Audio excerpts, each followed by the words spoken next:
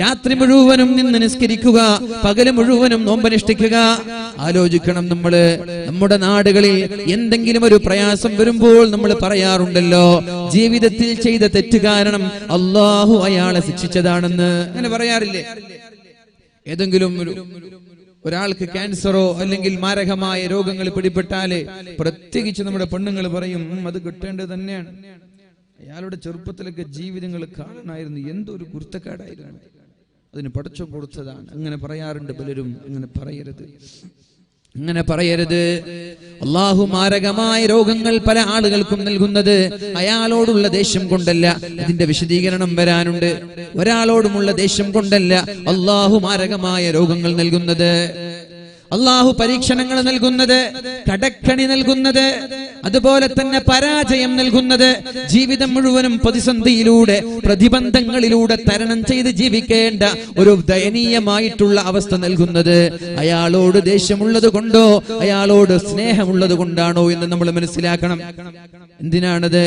ആരാണ് അള്ളാഹു എന്ന് പറഞ്ഞാൽ ബിസ്മില്ലാഹിർ റഹ്മാനിർ റഹീം. അള്ളാഹു എന്ന് പറഞ്ഞാൽ ആരാണ്? അർ-റഹ്മാൻ. ഇവിടെ നന്മ ചെയ്തവനും നന്മ ചെയ്യാത്തവനും ഒരുപോലെ കാരുണ്യം ചെയ്യുന്നവനാണവൻ. നന്മ ചെയ്യുന്നവനും ചെയ്യാത്തവനും ഒരുപോലെ കാരുണ്യം ചെയ്യുന്നവനാണ് സർവശക്തനായ റബ്ബ്. നിസ്കരിച്ചവനും കാശ് നൽകും, നിസ്കരിക്കാത്തവനും കാശ് നൽകും. മുസ്ലിമിനും കാശ് നൽകും, മുസ്ലിം അല്ലാത്തവനും കാശ് നൽകും. അള്ളാഹുവിനെ പേടിച്ചവനും പേടിക്കാത്തവനും അള്ളാഹു ദുനിയാവിന് സുഖങ്ങൾ നൽകും. പക്ഷേ ആഖിറത്തിലെത്തിയാൽ അർ-റഹീം, ഇവിടെ നന്മ ചെയ്ത് ജീവിച്ച ആളുകൾക്ക് മാത്രമേ അള്ളാഹു അവിടെ സ്ഥാനം നൽകുകയുള്ളൂ. ഇവിടെ നന്മ ചെയ്യണം. ഇവിടെ നന്മ ചെയ്യാത്ത ആളുകൾക്ക് യാതൊരു രക്ഷയും നാളെ ആഖിറത്തിൽ പ്രതീക്ഷിക്കേണ്ട. പക്ഷെ ദുനിയാവെന്ന് പറഞ്ഞാൽ അള്ളാഹുവിന് കൊതുകിന്റെ ചിറകിനോട് പോലും, കൊതുകിന്റെ ചിറകിന്റെ ഭാരം പോലും ഈ ദുനിയാവിന് അള്ളാഹു നൽകുന്നില്ല എന്ന് പരിശുദ്ധ റസൂലുള്ളാഹ്. നമ്മൾ മനസ്സിലാക്കണം. മഹാനായ സഈദ് ഇബ്നു ജുബൈർ റളിയല്ലാഹു അൻഹുവിന്റെ ജീവിതത്തിലെ കഥകൾ പഠിക്കുമ്പോൾ അള്ളാഹു ദേഷ്യമുള്ളത് കൊണ്ടല്ല പരീക്ഷണങ്ങൾ നൽകിയത്. സഈദ് ഇബ്നു ജുബൈർ റളിയല്ലാഹു അൻഹുവിനെ വധിക്കാൻ വേണ്ടി ജുമുഅ നിസ്കാരത്തിന് നേതൃത്വം നൽകി. ജുമുഅ നിസ്കാരത്തിന് ഖുതുബയോദി നേതൃത്വം നൽകി. ഹജ്ജാജാണ് ഖുതുബ ഓതുന്നത്. കേൾക്കണം, നമ്മള് ക്രൂരനായ ഭരണാധികാരിയാണ്. പക്ഷേ ഖലീഫയാണല്ലോ ഖുതുബയോദേണ്ടത്, ഖലീഫയാണല്ലോ നിസ്കരിക്കേണ്ടത്. വെള്ളിയാഴ്ച ജുമുഅ നിസ്കാരം കഴിഞ്ഞ് തന്റെ പട്ടാളക്കാരെ വിളിച്ചുകൊണ്ട് പറയുകയാണ്, സഈദ് ഇബ്നു ജുബൈറിന്റെ വീട്ടിലേക്ക് പോകണം. സഈദ് ഇബ്നു ജുബൈറിന്റെ വീട്ടിലേക്ക് പോകണം. അദ്ദേഹം ജയിൽ പുള്ളികളുടെ സമീപത്തു കൂടെ നടന്നു പോകുമ്പോൾ ജയിൽ പുള്ളികൾ അട്ടഹസിക്കുമായിരുന്നു, ആർത്തട്ടഹസിക്കുമായിരുന്നു, കരഞ്ഞു കേടുമായിരുന്നു. ഒന്ന് രക്ഷപ്പെടുത്തുമോ എന്ന് പറഞ്ഞിട്ട് എങ്ങാനും ഹജ്ജാജിന്റെ മാനസികങ്ങളിൽ ഒരു സിമ്പതി തോന്നിപ്പോയാൽ ഈ ജയിലിൽ നിന്ന് ഞങ്ങളെ മോചിപ്പിക്കുമല്ലോ എന്ന പ്രതീക്ഷയോടെ ഹജ്ജാജിനെ കാണുമ്പോൾ ജയിൽ പുള്ളികളെല്ലാം അട്ടഹസിച്ച് കരയുമായിരുന്നു. പക്ഷേ ഹജ്ജാജ് അവരോട് പറയുന്നത്,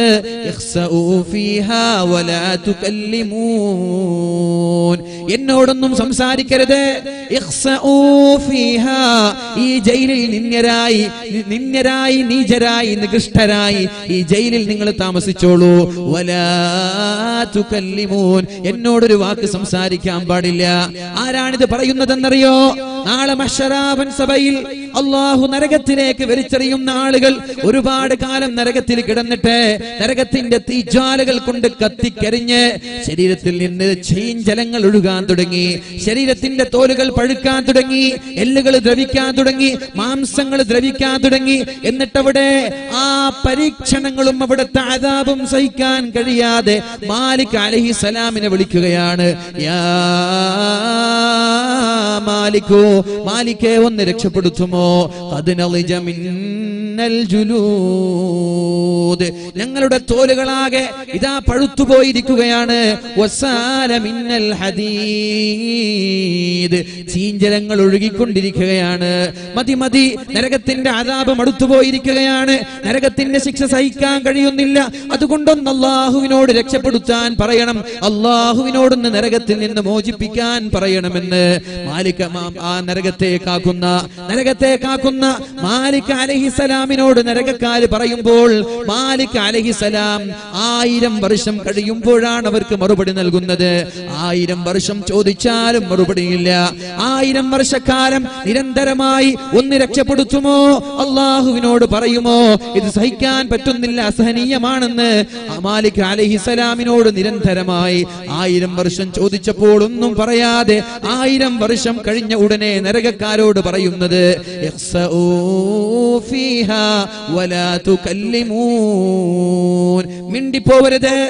മിണ്ടിപ്പോവരുത്. ദുനിയാവിൽ നന്മ ചെയ്യാഞ്ഞിട്ടല്ലേ, അള്ളാഹുവിനെ പേടിക്കാതെ ജീവിച്ചത് കൊണ്ടല്ലേ, അതുകൊണ്ട് ഇവിടെ അനുഭവിച്ചോ, ഒരു വാക്ക് പോലും മിണ്ടരുത് എന്ന് നരകവാസികളോട് നാളെ മാലിക് അലൈഹിസ്സലാം പറയുമെന്ന് പരിശുദ്ധ ഖുർആൻ നമ്മോട് പഠിപ്പിക്കുന്നുണ്ട്. അള്ളാഹു നമ്മളെ രക്ഷപ്പെടുത്തുമാറാവട്ടെ, അള്ളാഹു നമ്മളെ രക്ഷപ്പെടുത്തട്ടെ. ഈ ഡയലോഗാണ് ഹജ്ജാജ് ജയിൽ പുള്ളികളോട് പറഞ്ഞത്,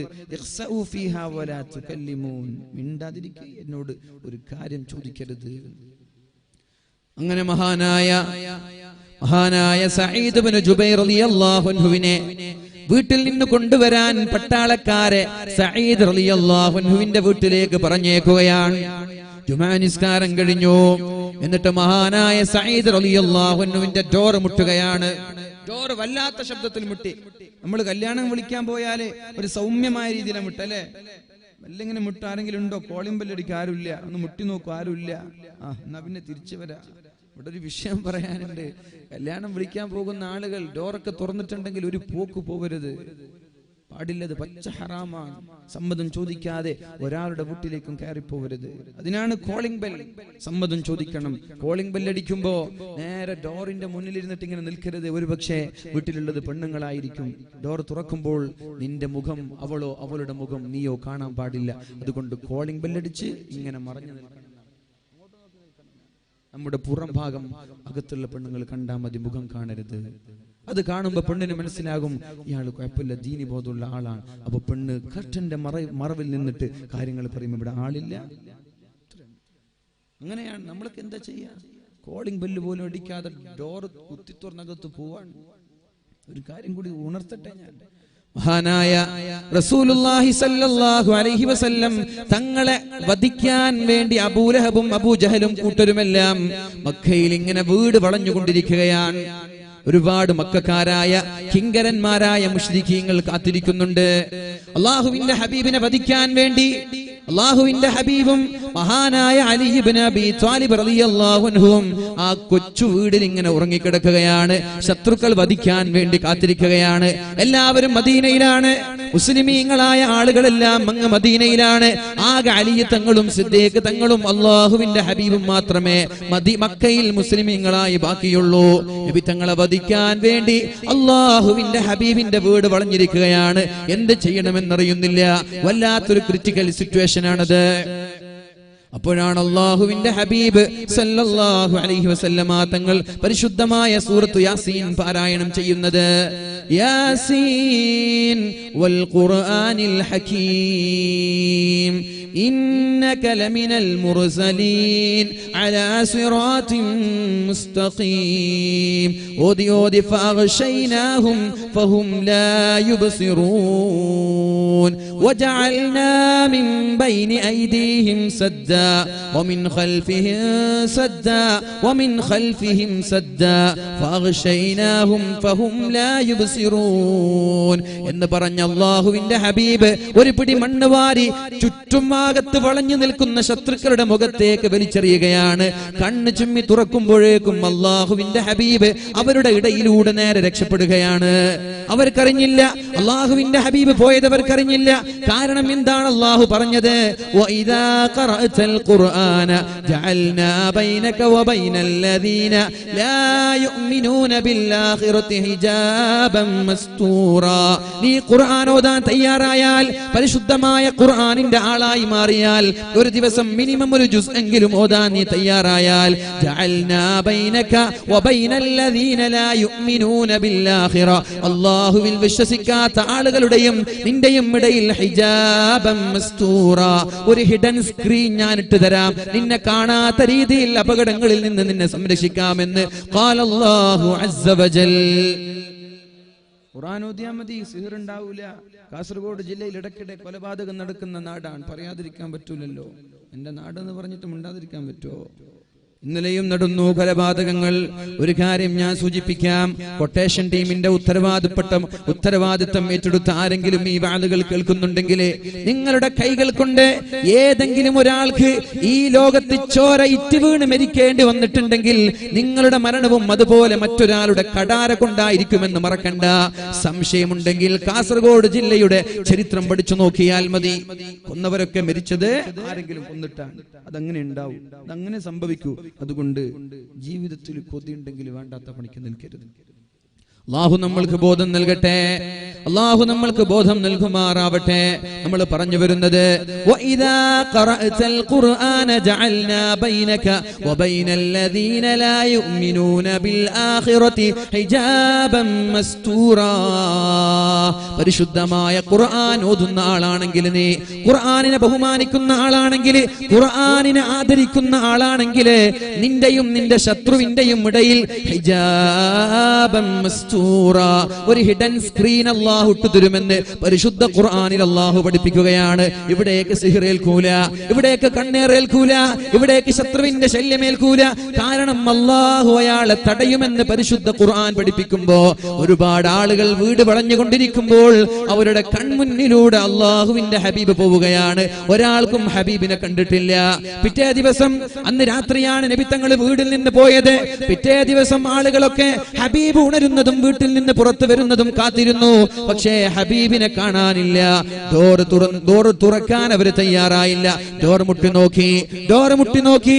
വാതിൽ തുറന്നപ്പോൾ അവിടെയുള്ളത് മഹാനായ അലി ഇബ്നു അബീ ത്വാലിബ് റളിയല്ലാഹു അൻഹു. അപ്പോഴാണ് അബൂജഹലിനോട് ആളുകൾ ചോദിച്ചത്, അല്ല അബൂജഹലെ, എന്ത് വിഡ്ഢിത്തരമാണ് നീ ചെയ്തത്? എന്ത് വിഡ്ഢിത്തരമാണ് നീ ചെയ്തത്? എന്തിനാണ് ഈ പണി ചെയ്തത്? നിന്റെ കൈകളിൽ മുഹമ്മദിന്റെ തലയും മുഹമ്മദും ഉണ്ടായിട്ട് എന്തേ നീ വധിക്കാത്തത്? നിനക്ക് മുഹമ്മദിന്റെ വാതിൽ അകത്തേക്ക് ബലാത്കാരമായി വാതിൽ കുത്തി തുറന്ന് അകത്തേക്ക് പോയി മുഹമ്മദിനെ വധിക്കാമായിരുന്നില്ലേ എന്ന് അബൂജഹലിനോട് ചോദിച്ചപ്പോൾ അബൂജഹൽ പറഞ്ഞ മറുപടി, ഞാൻ അങ്ങനെ ചെയ്യൂല, ഇത് അറബികളുടെ സംസ്കാരമല്ല. എന്നിട്ട് വേണം നാളെ ആളുകൾ സമ്മതമില്ലാതെ ഈ അബൂജഹല് ഒരാളുടെ വീട്ടിലേക്ക് കയറി എന്ന് പറയാൻ സമ്മതമില്ലാതെ ബലാത്കാരമായി മറ്റു ദുത്തന്റെ വീട്ടിലേക്ക് അബൂജഹൽ കയറി എന്ന് പറഞ്ഞിട്ട് അറബികൾ എന്നെ ആക്ഷേപിക്കണം. അതിനു വേണ്ടിയിട്ടല്ലേ നിങ്ങൾ പറയുന്നത്? അതൊരാളുടെ സംസ്കാരത്തിന് യോജിച്ചതല്ല. സമ്മതമില്ലാതെ വീട്ടിലേക്ക് കടക്കുന്നത്, ബലാത്കാരമായി വീട്ടിലേക്ക് കടക്കുന്നത് ഒരാളുടെ സംസ്കാരത്തിന് യോജിച്ചതല്ല എന്ന് അബൂജഹല് പറഞ്ഞിട്ടുണ്ടെങ്കിൽ 21-ാം നൂറ്റാണ്ടിൽ ജീവിക്കുന്ന കാസർഗോട്ടുകാരാ, എന്റെ പ്രിയമുള്ള സ്നേഹിതന്മാരെ, സമ്മതമില്ലാത്ത ഒരു വീട്ടിലേക്കും കയറി പോവരുത്. അതുപോലെ ഒളിഞ്ഞു നോക്കരുത്. കല്യാണം വിളിക്കാൻ പോയി കോളിംഗ് ബെല്ലടിച്ച് ഡോർ തുറക്കുന്നില്ല. ജനൽ പാളിയിലൂടെ എത്തി നോക്കാൻ അള്ളാഹുവിന്റെ ഹബീബ് സമ്മതം തന്നിട്ടില്ല. അള്ളാഹുവിന്റെ ഹബീബിന്റെ വീട്ടിലേക്ക് എത്തി നോക്കുന്ന ഒരു സ്വഹാബിയെ കണ്ടപ്പോൾ നബി തങ്ങൾ ഒരു വടിയെടുത്തു. എന്നിട്ട് പറഞ്ഞു, ഞാൻ നിന്റെ കണ്ണ് കുത്തിപ്പൊട്ടിക്കുമായിരുന്നു, നീ എന്റെ ഈ വീട്ടിലേക്ക് ഒളിഞ്ഞു നോക്കുന്ന രംഗം ഞാൻ നേരത്തെ കണ്ടിരുന്നുവെങ്കിൽ നിന്റെ കണ്ണ് ഞാൻ കുത്തിപ്പൊട്ടിക്കുമായിരുന്നു എന്ന് മുഹമ്മദുർ റസൂലുള്ളാഹ്. അതുകൊണ്ട് മറ്റൊരാളുടെ രഹസ്യങ്ങൾ ചോർത്താൻ നിൽക്കരുത്. മറ്റൊരാളുടെ രഹസ്യം നമ്മൾ പഠിക്കാൻ നിൽക്കരുത്. അതിന്റെ പിന്നിൽ ചികഞ്ഞന്വേഷിച്ചു പോവരുത്. മറ്റൊരാളുടെ പ്രയാസങ്ങൾ മനസ്സിലാക്കി അവനെ സഹായിക്കുക എന്നല്ലാതെ ഒരാളുടെ ന്യൂനതകൾ കണ്ടുപിടിച്ച് ലോകത്തേക്ക് പറഞ്ഞേക്കാൻ നിൽക്കല്ല. അള്ളാഹു നമ്മൾക്ക് ബോധം നൽകുമാറാവട്ടെ. ഞാൻ പറഞ്ഞു വന്നത്, മഹാനായ സഈദ് ഇബ്നു ജുബൈർ റളിയല്ലാഹു അൻഹുവിന്റെ വീട്ടിലേക്ക് ബലാത്കാരമായി വല്ലാത്ത ശക്തമായ ശബ്ദത്തോടു കൂടി ഡോർ മുട്ടുകയാണ്, വാതിൽ മുട്ടുകയാണ്. സഈദ് റളിയല്ലാഹു അൻഹു വാതിൽ തുറന്നു നോക്കി. ആരാണ്? നോക്കുമ്പോൾ ഹജ്ജാജിന്റെ പട്ടാളക്കാരാണ്. ഫലമ്മാ റഅ വുജൂഹഹും, ഹജ്ജാജിന്റെ പട്ടാളക്കാരുടെ മുഖം കണ്ടപ്പോഴേക്കും മഹാനായ സഈദ് റളിയല്ലാഹു അൻഹു പറഞ്ഞത്, ഹസ്ബുനല്ലാഹു വനിഅമൽ വകീൽ, ഞാൻ പറയട്ടെ എന്റെ പ്രിയമുള്ള നാട്ടുകാരാ, പ്രയാസങ്ങൾ ഉണ്ടാകുമ്പോൾ പറയേണ്ട ദിക്റാണത്. ഹസ്ബുനല്ലാഹു വനിഅമൽ വകീൽ. എന്ത് പ്രയാസം വന്നാലും എന്ത് ബുദ്ധിമുട്ട് വന്നാലും ഏത് വിഷയത്തിലേക്ക് നിങ്ങൾ ഇറങ്ങുകയാണെങ്കിലും അല്ലാഹുവിനെ ബരമേൽപ്പിച്ചിട്ടാണ് നമ്മൾ ഇറങ്ങേണ്ടത്. ഹസ്ബുനല്ലാഹു വനിഅമൽ വകീൽ. അല്ലാഹുവിന്റെ ഹബീബിനെയും സ്വഹാബാക്കളെയും ആക്രമിക്കാൻ വേണ്ടി അഹ്സാബ് യുദ്ധം നടന്നുകൊണ്ടിരിക്കുകയാണ്. ഇത് ജാഊകും മിൻ ഫൗഖികും. മുകളിലൂടെ പട്ടാളക്കാര് ഹബീബിനെയും സ്വഹാബാക്കളെയും വധിക്കാൻ വരികയാണ്. വമിൻ അസ്ഫല മിൻകും. അല്ലാഹുവിന്റെ ഹബീബിന്റെ പിന്നിലൂടെ, നബി തങ്ങളെ മുന്നിലൂടെയും പിന്നിലൂടെയും ആക്രമിക്കാൻ വേണ്ടി വലിയൊരു പട്ടാളക്കാർ, വലിയൊരു സൈന്യം മദീനയിലേക്ക് കടന്നു വരികയാണ്. വഇസ്സാഗത്തിൽ അബ്സാർ വബലഗത്തിൽ ഖുലൂബുൽ ഹനാജിർ വതളുന്നൂന ബില്ലാഹിൽ ളുനൂന. സ്വഹാബാക്കളുടെ ജീവിതത്തിൽ ഏറ്റവും വലിയ പ്രയാസം അനുഭവിച്ചത് അഹ്സാബ് യുദ്ധം നടക്കുമ്പോഴാണ്. അവിടെ നോക്കിയാൽ പട്ടാളക്കാര്, മുന്നിലും പട്ടാളക്കാര്, പിന്നിലും പട്ടാളക്കാര്, വലതുഭാഗത്തും ഇടതുഭാഗത്തും പട്ടാളക്കാര്. ഭക്ഷണം കഴിക്കാനോ വെള്ളം കുടിക്കാനോ വീട്ടിൽ നിന്ന് പുറത്തു പോകാൻ പോലും അനുവദിക്കാതെ ശത്രുക്കൾ അല്ലാഹുവിന്റെ ഹബീബിനെയും സ്വഹാബാക്കളെയും ഉപരോധിക്കുകയാണ്. ശത്രുക്കൾ എല്ലാവരും വലിയ സൈന്യമായിട്ട് പല ഭാഗങ്ങളിൽ നിന്ന്, പല നാട്ടുകാര്, പല രാജ്യക്കാര്, മദീനയിലുള്ള ജൂതന്മാര് വരെ അല്ലാഹുവിന്റെ ഹബീബിനെ ആക്രമിക്കാൻ വേണ്ടി ഹബീബിനെതിരെ തിരിഞ്ഞപ്പോ സ്വഹാബാക്കൾ പേടിക്കാൻ തുടങ്ങി. അല്ലാഹുവിനെ കുറിച്ച് പോലും അവർക്ക് സംശയമുണ്ടായ സമയമാണത്. അല്ലാഹുവിനെ കുറിച്ച് വരെ സംശയമുണ്ടായിരുന്ന സമയമായിരുന്നു അത്. അല്ലാഹു പറയാണ്,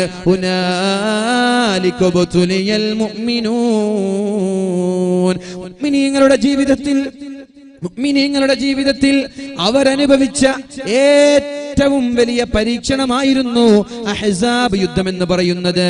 വസുൽസിലൂ സിൽസാലാ ശദീദാ. അവരുടെ കാലുകൾ വിറക്കുകയുണ്ടായി, അവിടെ പ്രകമ്പനം കൊള്ളുകയുണ്ടായി. വസുൽസിലൂ സിൽസാലാ ശദീദാ. അവരാകെ പേടിച്ച് വിറച്ചു പോയിട്ടുണ്ട്. അപ്പോഴാണ് കൂനുമേൽ കുരു എന്ന് പറയുന്നത് പോലെ, എരിതിയിൽ എണ്ണയൊഴിക്കുക എന്ന് പറയുന്നത് പോലെ മുനാഫിഖീങ്ങൾ വന്നിട്ട് പറയുന്നത്, മാ വഅദനല്ലാഹു വറസൂലുഹു ഇല്ലാ ഗുറൂറാ. എന്ത് റബ്ബാണ് നിങ്ങളുടെ റബ്ബ്, എന്ത് റസൂലാണ് നിങ്ങളുടെ റസൂല്. വിജയമുണ്ട് എന്ന് പറഞ്ഞിട്ട് ഒരു ഭാഗത്തേക്ക് പോലും തിരിച്ചു പോവാനോ രക്ഷപ്പെടാനോ പോലും പറ്റാതെ നാല് ഭാഗത്തു നിന്നും പട്ടാളക്കാര് വളഞ്ഞു നിൽക്കുകയാണല്ലോ. അല്ലാഹു ഞങ്ങളെ വഞ്ചിച്ചിരിക്കുകയാണ്, റസൂല് ഞങ്ങളെ വഞ്ചിച്ചിരിക്കുകയാണ്. ഈ സമയത്തിന് അല്ലാഹുവിന്റെ ഹബീബായ മുഹമ്മദുർ റസൂലുള്ളാഹി സ്വല്ലല്ലാഹു അലൈഹി വസല്ലമ തങ്ങളും സ്വഹാബാക്കളും ഏക സ്വരത്തിൽ പറഞ്ഞ ദിക്റാണ് ഹസ്ബുനല്ലാഹു വനിഅമൽ വകീൽ. ഹസ്ബുനല്ലാഹു വനിഅമൽ വകീൽ. അല്ലാഹുവേ, ഞാൻ നിന്നെ ഏൽപ്പിക്കുകയാണ്, ഞങ്ങളുടെ കാര്യം നിന്നെ ഏൽപ്പിക്കുകയാണല്ലോ. ഇത് പറഞ്ഞാൽ അവന്റെ ഉത്തരവാദിത്തം അല്ലാഹു ഏറ്റെടുക്കുമെന്നതിൽ സംശയമില്ല. ജീവിതത്തിൽ പ്രയാസം വന്നാൽ പിന്നെ ആകെ വള്ളി കമ്മിറ്റി, നാട്ടുകാര്, ചങ്ങാതിമാരെ കുറിച്ചല്ല ആലോചിക്കേണ്ടത്. ഉടനെ പറയും ഹസ്ബുനല്ലാഹു വനിഅമൽ വകീൽ. അല്ലാഹുവേ, ഞാൻ നിന്നെ ഏൽപ്പിക്കുകയാണ്. ചങ്ങാതിമാര് വരുന്നതിന് മുമ്പ് പടച്ചോൻ വരും നമ്മുടെ മുന്നിലേക്ക്. ചെറുപ്പക്കാരോട് പറയാൻ വണ്ടിയിൽ കയറുമ്പോ പറയും ഹസ്ബുനല്ലാഹു വനിഅമൽ വകീൽ. മോണിറ്റർ ഒന്ന് തുറക്കണേ, 2 മോണിറ്റർ ഒന്ന് തുറക്ക്. ഹസ്ബുനല്ലാഹു വനിഅമൽ വകീൽ. ഏത് പ്രതിസന്ധി ഘട്ടങ്ങളിലും ചെല്ലേണ്ട ദിക്റാണിത്. നമ്മെ സഹായിക്കാൻ നമ്മൾ അറിയാതെ അല്ലാഹു പല ആളുകളെയും പറഞ്ഞേക്കും. അതിൽ യാതൊരു സംശയമില്ല, ഒരു ഡൗട്ടും ഇല്ല. നിങ്ങളുടെ ജീവിതത്തിൽ നിങ്ങൾ ഒരു പ്രതിസന്ധി ഘട്ടത്തിൽ നിൽക്കുമ്പോൾ ഈ ഒരു ദിക്ർ പറഞ്ഞു നോക്കിയേ. ഹസ്ബുനല്ലാഹു വനിഅമൽ വകീൽ പറഞ്ഞാ പോരാ, അല്ലാഹുവിന്റെ സഹായം ഉണ്ടാകുമെന്ന് 100% വിശ്വാസം ഉണ്ടെങ്കിൽ പടച്ചോൻ സഹായിക്കും. ഇത് പറഞ്ഞിട്ട് ഒരു പേടി. ഉദാഹരണത്തിന് ഞാനൊരു ദിവസം തൃക്കരിപ്പൂർ ഭാഗത്തൊരു വാലിന് പോയി. ഒന്ന് BJP-ക്കാര് അവിടെ വഴി തടയുന്ന ഒരു സമയമാണ്, രാത്രി. അപ്പോൾ വാല് കഴിഞ്ഞിട്ട് സംഘാടകർ പറഞ്ഞു, ഉസ്താദ് ഞങ്ങൾ കൂടെ വരാം, ഏകദേശം ആ മാവുങ്കൽ വരെ ഞങ്ങൾ കൂടെ വരാം, 2-3 വണ്ടി കൂടെ വരെ ധൈര്യത്തിന്. ഞാൻ പറഞ്ഞു ഒന്നും വേണ്ട എന്ന് പറഞ്ഞു. ബിസ്മില്ലാഹി തവക്കൽതു അലല്ലാഹ് എന്ന് പറഞ്ഞിട്ട് വണ്ടിയിൽ കയറി. എന്നാലും മനസ്സിലൊരു പേടി. അപ്പോൾ ഞാൻ കൂടെയുള്ള ആളോട് പറഞ്ഞു, ഇങ്ങനെ പേടിച്ചിട്ട് ബിസ്മില്ലാഹി തവക്കൽതു അലല്ലാഹ് എന്ന് പറഞ്ഞാൽ അള്ളാഹുവിൻ്റെ സഹായം ഉണ്ടാവില്ല. കാരണം അള്ളാഹുവിൽ വിശ്വാസം ഇല്ലാതിരിക്കുമ്പോഴല്ലേ പേടി ഉണ്ടാവുക. അതുകൊണ്ട് ഇനി നമുക്ക് എന്ത് വേണ്ട, പേടി വേണ്ട. ബിസ്മില്ലാഹി തവക്കൽതു അലല്ലാഹ്, അള്ളാഹു സഹായിക്കുമെന്നുള്ള വിശ്വാസത്തോടെ നമ്മൾക്ക് 100% വിശ്വാസത്തോടെ വരാൻ ധൈര്യമായിട്ട് വന്നു. ഒരു പ്രശ്നം ഉണ്ടായിട്ടില്ല. ഹസ്ബുനല്ലാഹു വനിഅമൽ വകീൽ. ഈ ദിക്ർ പറയുമ്പോൾ 100% വിശ്വാസത്തോടെ വേറെ ഒരാളെയും നമ്മൾ ലക്ഷ്യമാക്കേണ്ട. പടച്ചോൻ മാത്രം, അള്ളാഹു മാത്രം എന്നെ രക്ഷിക്കും. ഇൻഷാ അല്ലാഹ് അള്ളാഹുവിന്റെ സഹായം ഉണ്ടാകും. അള്ളാഹു നമ്മളെ രക്ഷപ്പെടുത്തട്ടെ. പക്ഷേ മഹാനായ സഈദ് ഇബ്നു ജുബൈർ റളിയല്ലാഹു അൻഹു ഈ ശത്രുക്കളുടെ മുഖം കണ്ടപ്പോഴേക്കും അദ്ദേഹം പറഞ്ഞു, ഹസ്ബുനല്ലാഹു വനിഅമൽ വകീൽ. എന്നിട്ട് ചോദിച്ചു, മാ തുരീദൂൻ, എന്തേ നിങ്ങൾ ഇവിടെ വന്നത്? അപ്പൊ പറഞ്ഞു, നിങ്ങളെ ഹജ്ജാജ് വിളിക്കുകയാണ്, ഹജ്ജാജ് നിങ്ങളെ വിളിക്കുകയാണ്. ഇൻതളിറൂ, ഹജ്ജാജ് വിളിക്കുകയാണെന്ന് പറഞ്ഞപ്പോഴേക്കും മഹാനായ സഈദ് ഇബ്നു ജുബൈർ റളിയല്ലാഹു അൻഹുവിന് മനസ്സിലായി, എന്നെ വധിക്കാൻ കൊണ്ടുപോവുകയാണ്, ഇതിന്റെ അവസാനത്തെ ദിവസമാണ്. ചെയ്ത തെറ്റെന്താ? ഹജ്ജാജെ നിങ്ങൾ അത് ചെയ്തത് ശരിയായില്ല, ഇത് ചെയ്തത് ശരിയായില്ല എന്ന് പറഞ്ഞത് കാരണത്താൽ ലോകത്ത് കണ്ട വലിയൊരു പണ്ഡിതനെ വധിക്കാൻ പോവാൻ. ആരെ? മുസ്ലിം ഭരണാധികാരി വധിക്കാൻ പോവാൻ. ഇൻതളിറൂ, അല്പമൊന്ന് വെയിറ്റ് ചെയ്യേ, ഞാൻ വരാം. എന്നിട്ട് നേരെ ബാത്റൂമിൽ ചെല്ലുകയാണ്. ബാത്റൂമിൽ ചെന്ന് കുളിച്ചു, എന്നിട്ട് വുളൂ ചെയ്തു. എന്നിട്ട് കഫൻ പുട കൊണ്ട് ശരീരമാസകലം മറച്ചു. കഫൻ പുട കൊണ്ട് ശരീരം ഒരു വസ്ത്രമാക്കി കഫൻ പുട ഉപയോഗിച്ചു. എന്നിട്ട് കർപ്പൂരം ശരീരത്തിലേക്ക് സുഗന്ധമായി ഉപയോഗിച്ചു. എന്നിട്ട് അല്ലാഹുവിനോട് ദുആ ചെയ്തു, അല്ലാഹുമ്മ ക്ഫിനി ശർറ, അല്ലാഹുവേ അയാളുടെ ശർറിൽ നിന്ന് എന്നെ കാക്കണേ അല്ലാഹ്. ശത്രുക്കളായ ഹജ്ജാജിന്റെ പട്ടാളക്കാര് കയ്യും പിടിച്ച് കൈകളിൽ ആമം വെച്ച് നേരെ കൊണ്ടുപോവുകയാണ് ഹജ്ജാജിന്റെ കൊട്ടാരത്തിലേക്ക് കയറിയ ഉടനെ മഹാനായ മൂസാ നബി അലൈഹിസ്സലാം ഫിർഔനിനോട് പറഞ്ഞ സലാം മഹാനായ സഈദ് തങ്ങൾ ഹജ്ജാജ് ഇബ്നു യൂസുഫിനോട് പറയുകയാണ്. മഹാനായ മൂസാ നബി അലൈഹിസ്സലാം ഫിർഔനിന്റെ കൊട്ടാരത്തിലേക്ക് പോകുമ്പോൾ ഫിർഔനിന്റെ കൊട്ടാരക്കാരോട് ഒരു സലാം പറഞ്ഞിരുന്നു, അസ്സലാമു അലാ മൻ ഇത്തബഅൽ ഹുദാ, സന്മാർഗം സിദ്ധിച്ചവരിലുണ്ടെങ്കിൽ അവർക്ക് സമാധാനം ഉണ്ടാവട്ടെ എന്നുള്ള സലാം. ആ സലാം പറഞ്ഞുകൊണ്ട് ഹജ്ജാജ് ഇബ്നു യൂസുഫ് എന്ന് പറയുന്ന കിങ്കരനായ ധിക്കാരിയുടെ കൊട്ടാരത്തിലേക്ക് കയറുകയാണ്. എന്നിട്ട് ഹജ്ജാജ് ചോദിച്ചു, മസ്മുഖ, നിങ്ങളുടെ പേരെന്താണ്? അപ്പൊ പറഞ്ഞു, എന്റെ പേര് സഈദ് ഇബ്നു ജുബൈർ. സഈദ് എന്ന് പറഞ്ഞാൽ വിജയി എന്നാണ് അർത്ഥം. ജുബൈർ എന്ന് പറഞ്ഞാൽ പ്രശ്നങ്ങൾ പരിഹരിക്കുന്നവൻ എന്നാണ് അർത്ഥം. ഹജ്ജാജ് പറഞ്ഞു, നിങ്ങളുടെ പേര് സഈദ് ഇബ്നു ജുബൈർ എന്നല്ല, ശഖീ ഇബ്നു ഖുസൈർ. സഈദിന്റെ നേരെ ഓപ്പോസിറ്റ് ആണല്ലോ ശഖീ. വിജയി അല്ല, നിങ്ങൾ പരാജിതനാണ്. ജുബൈർ, ഉപ്പയുടെ പേര് ജുബൈർ. ജുബൈർ എന്ന് പറഞ്ഞാൽ പ്രശ്നങ്ങൾ പരിഹരിക്കുന്നവൻ, അതല്ല ഖുസൈർ പ്രശ്നങ്ങൾ ഉണ്ടാക്കുന്നവൻ. അപ്പോഴാണ് മഹാനായ സഈദ് റളിയല്ലാഹു അൻഹു പറയുന്നത്, എന്റെ പേര് നിങ്ങൾക്കല്ല എന്റെ ഉമ്മയ്ക്കാണ് കൂടുതൽ അറിയുക. എന്റെ പേരിനെ കുറിച്ച് നിങ്ങൾക്കല്ല അറിയുക. ഞാൻ പറയുന്നത് ഒരു ആലിമിന്റെ ദൗത്യമെന്ത്, ഒരു പണ്ഡിതന്റെ ദൗത്യമെന്ത്. സത്യമായി ഏതൊരാളുടെ മുമ്പിലും പേടിക്കാതെ വിറക്കാതെ ധൈര്യസമേതം പറയേണ്ടവരാണ് ആലിമീങ്ങൾ. കവാത്ത് മറക്കുമ്പോഴാണ് ലോകത്തിന്റെ നാശം സംഭവിക്കുന്നതെന്ന് പരിശുദ്ധ റസൂലുള്ളാഹ്. ലോകത്തൊരു കാലം വരാനുണ്ട്. ഉലമാഉഹും ശർറു മൻ തഹ്ത അദീമിസ് സമാ, ആകാശങ്ങൾക്ക് താഴെ ജീവിക്കുന്നവരിൽ ഏറ്റവും വൃത്തികെട്ടവര് ആലിമീങ്ങളായി മാറുമെന്ന് പരിശുദ്ധ റസൂലുള്ളാഹ്. അല്ലാഹു നമ്മളെയൊക്കെ കാക്കുമാറാവട്ടെ, അല്ലാഹു നമ്മുടെ ആലിമീങ്ങളെ കാക്കുമാറാവട്ടെ. എങ്ങനെയാണ് ആകാശത്തിന്റെ ചുവട്ടിലുള്ള ഏറ്റവും മോശക്കാരായി മാറുന്നത്? അധികാരികൾ തെറ്റ് ചെയ്താൽ ശബ്ദിക്കില്ല, മുതലാളിമാര് തെറ്റ് ചെയ്താൽ ശബ്ദിക്കില്ല. അല്ലെങ്കിൽ അധികാരികളുടെ സമ്പത്തിന് വേണ്ടിയിട്ടോ സ്ഥാനമാനത്തിന് വേണ്ടിയിട്ടോ പദവിക്ക് വേണ്ടിയിട്ടോ അവർ ചെയ്ത തെറ്റുകൾ കണ്ണടച്ച് ഇരുട്ടാക്കുന്ന ഒരു സ്വഭാവം ആലിമീങ്ങൾക്കുണ്ടാവാൻ പാടില്ല. നമ്മൾ പഠിക്കേണ്ടത് മഹാനായ സഈദ് ഇബ്നു ജുബൈർ റളിയല്ലാഹു അൻഹുവിന്റെ ജീവിതത്തിലെ കഥകളാണ്. സഈദ് ഇബ്നു ജുബൈർ റളിയല്ലാഹു അൻഹു പറഞ്ഞു, എന്റെ പേര് നിങ്ങളെക്കാളും എന്റെ ഉമ്മയ്ക്കാണ് അറിയുന്നത്. അപ്പൊ പറഞ്ഞു, നീയും നിന്റെ ഉമ്മയും പരാജയപ്പെട്ടു പോയിരിക്കുകയാണ്, നീയും നിന്റെ ഉമ്മയും നശിക്കട്ടെ. ഹജ്ജാജ് പറയാ, നീയും നിന്റെ ഉമ്മയും നശിക്കട്ടെ. അടുത്ത ചോദ്യം വന്നു, മാ റഅയുക ഫീ റസൂലില്ലാഹ്, അല്ലാഹുവിന്റെ ഹബീബിനെ കുറിച്ച് എന്ത് അഭിപ്രായമാണ് നിങ്ങൾക്ക് പറയാനുള്ളത്?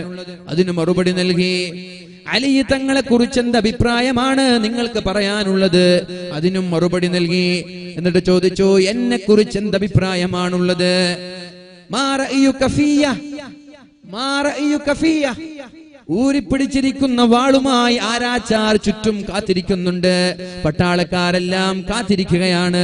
കൊട്ടാരത്തിൽ ചെന്നിട്ട് അധികാരിയായ അക്രമിയായ ഭരണാധികാരി ചോദിച്ചു, മാ റഅയുക ഫിയ, എന്നെ കുറിച്ച് നിന്റെ അഭിപ്രായം എന്താണ്?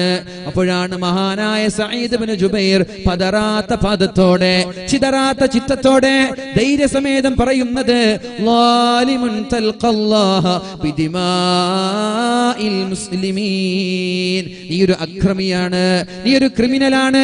അള്ളാഹുവിന്റെ കോടതിയിലേക്ക് പോകുന്നത് പാവപ്പെട്ട പാവങ്ങളായ മുസ്ലിമീങ്ങളുടെ നിരപരാധികളായ ആളുകളുടെ ചെഞ്ചോര കൊണ്ട് ചെഞ്ചോര കുടിച്ച് ജീവിച്ച നീ അള്ളാഹുവിന്റെ സമീപത്തേക്ക് കടന്നു പോകുന്നത് ഈ ചെഞ്ചോര കുടിച്ചിട്ടായിരിക്കുമെന്ന്, നീ അക്രമിയായിട്ടാണ് അള്ളാഹുവിന്റെ സമീപത്തേക്ക് പോവേണ്ടി വരിക എന്ന് മഹാനായ സഈദ് ഇബ്നു ജുബൈർ റളിയല്ലാഹു അൻഹു പറഞ്ഞപ്പോൾ അതിന്റെ പേരിൽ ദേഷ്യപ്പെടുകയാണ്. എന്നിട്ട് വലിയ സ്വർണത്തിന്റെ ഖജനാവ്, വലിയ വെള്ളിയുടെ ഖജനാവ് കൊണ്ടുവന്നിട്ട് വെച്ചോ. സ്വർണവും വെള്ളിയും മുന്നിൽ വാരി വിതറി. എന്തിനെ? ഇതിൽ നിന്ന് മാറുന്നു എന്ന് നോക്കാൻ വേണ്ടി.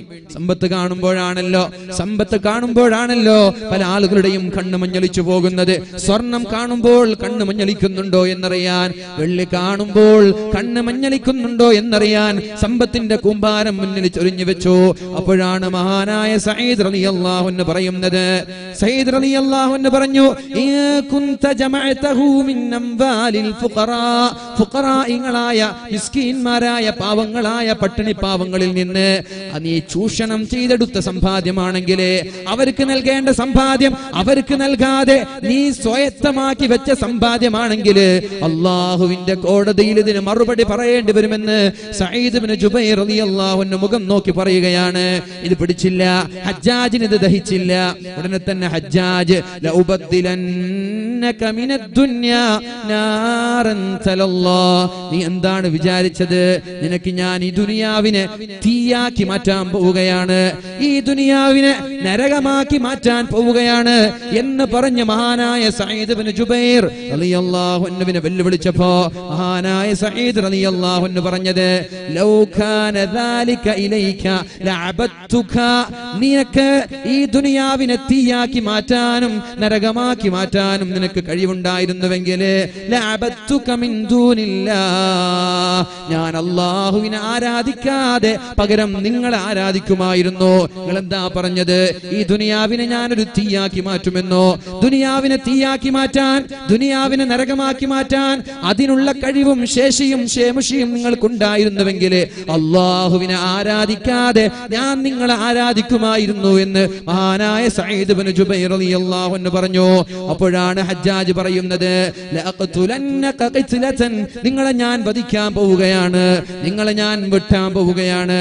മാ ഖതൽതുഹാ അഹദൻ മിനന്നാസ്, ഒരുപാട് ആളുകളുടെ ചോര കുടിച്ച ആളാണ് ഞാൻ, ഒരുപാട് ആലിമീങ്ങളെ കൊന്നു കൊലവിളിച്ച ആളാണ് ഞാൻ. പക്ഷേ ഇന്ന് വരെ ഒരാളെയും കൊന്നിട്ടില്ലാത്ത രീതിയിൽ വളരെ നികൃഷ്ടമായി, വളരെ നീചമായി നിങ്ങളെ ഞാൻ നിഷ്ഠൂരമായി വധിക്കാൻ പോവുകയാണ്. ഒരാളെയും കൊല്ലാത്ത രീതിയിൽ നിങ്ങളെ ഞാൻ വധിക്കാൻ പോവുകയാണ്.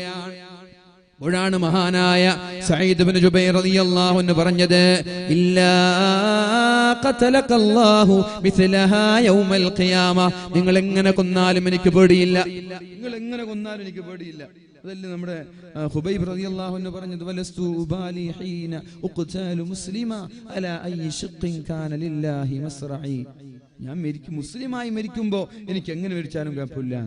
അത് നിങ്ങൾ തലർത്ത് കൊന്നോ, തൂക്കി മരിച്ചു കൊന്നോ, അല്ലെങ്കിൽ വിഷം നൽകിയിട്ട് കൊന്നോ, അമ്പെയ്ത് കൊന്നോ, എങ്ങനെ മരിച്ചാൽ എനിക്ക് കുഴപ്പമില്ല, മുസ്ലിമായിട്ട് മരിക്കണം, അത് മാത്രമാണ് എന്റെ ലക്ഷ്യം. അതുപോലെ തന്നെ മഹാനായ സഈദ് ഇബ്നു ജുബൈർ റളിയല്ലാഹു അൻഹു പറയാണ്, ഇല്ലാ ഖതലകല്ലാഹു മിസ്ലഹാ യൗമൽ ഖിയാമ, എങ്ങനെയാണോ എന്നെ വധിക്കുന്നത്, എങ്ങനെയാണോ എന്നെ കൊല്ലുന്നത്, അതുപോലെ നിങ്ങളെയും അല്ലാഹു നാളെ വധിക്കാൻ പോവുകയാണ്. മഹ്ശറാ ലോകത്ത്, നാളെ നരകലോകത്ത് ലോകത്ത് ശക്തമായ തീച്ചൂടിൽ എല്ലാവരും കരിഞ്ഞുകൊണ്ടിരിക്കുമ്പോ നിരന്തരമായി നൂറുകണക്കിന് ആലിമീങ്ങളുടെ ചോര കുടിച്ചുകൊണ്ടിവിടെ കൊന്നിട്ട് കൊലവിളിച്ച നിങ്ങൾക്ക് നാളെ നരകത്തിൽ രക്ഷപ്പെടാൻ ഒരു പഴുതുമില്ല. നിങ്ങൾക്ക് നാളെ നരകത്തിൽ അല്ലാഹു എങ്ങനെയാണോ കൊന്നത് അതുപോലെ അല്ലാഹു നിങ്ങളെ കൊല്ലുമെന്ന് മഹാനായ സഈദ് ഇബ്നു ജുബൈർ റളിയല്ലാഹു അൻഹു പറഞ്ഞപ്പോഴാണ് ആരാച്ചാരോട് പറയുന്നത്, ഇനി ഒരു നിമിഷം വിട്ടേച്ചു വെക്കരുത്, ഇനി ഒരു നിമിഷം അയാളെ വിടരുത്, കൊന്നു കളഞ്ഞേക്കണേ, വേഗം ഇയാളെ കൊല്ലാനുള്ള കൽപ്പന കേട്ടപ്പോൾ മഹാനായ സഈദ് ഇബ്നു ജുബൈർ റളിയല്ലാഹു അൻഹു പറയുകയാണ്, വജ്ജഹതു വജ്ഹിയ ലില്ലദീ ഫതറസ് സമാവാതി വൽ അർദ്. അല്ലാഹുവേ ആകാശ ലോകങ്ങളെ സൃഷ്ടിച്ച നാഥാ, ഞാൻ നിന്നിലേക്ക് എന്റെ മുഖം തിരിക്കുകയാണ്, ഖിബ്ലയിലേക്ക് ഞാൻ മുഖം തിരിക്കുകയാണ്.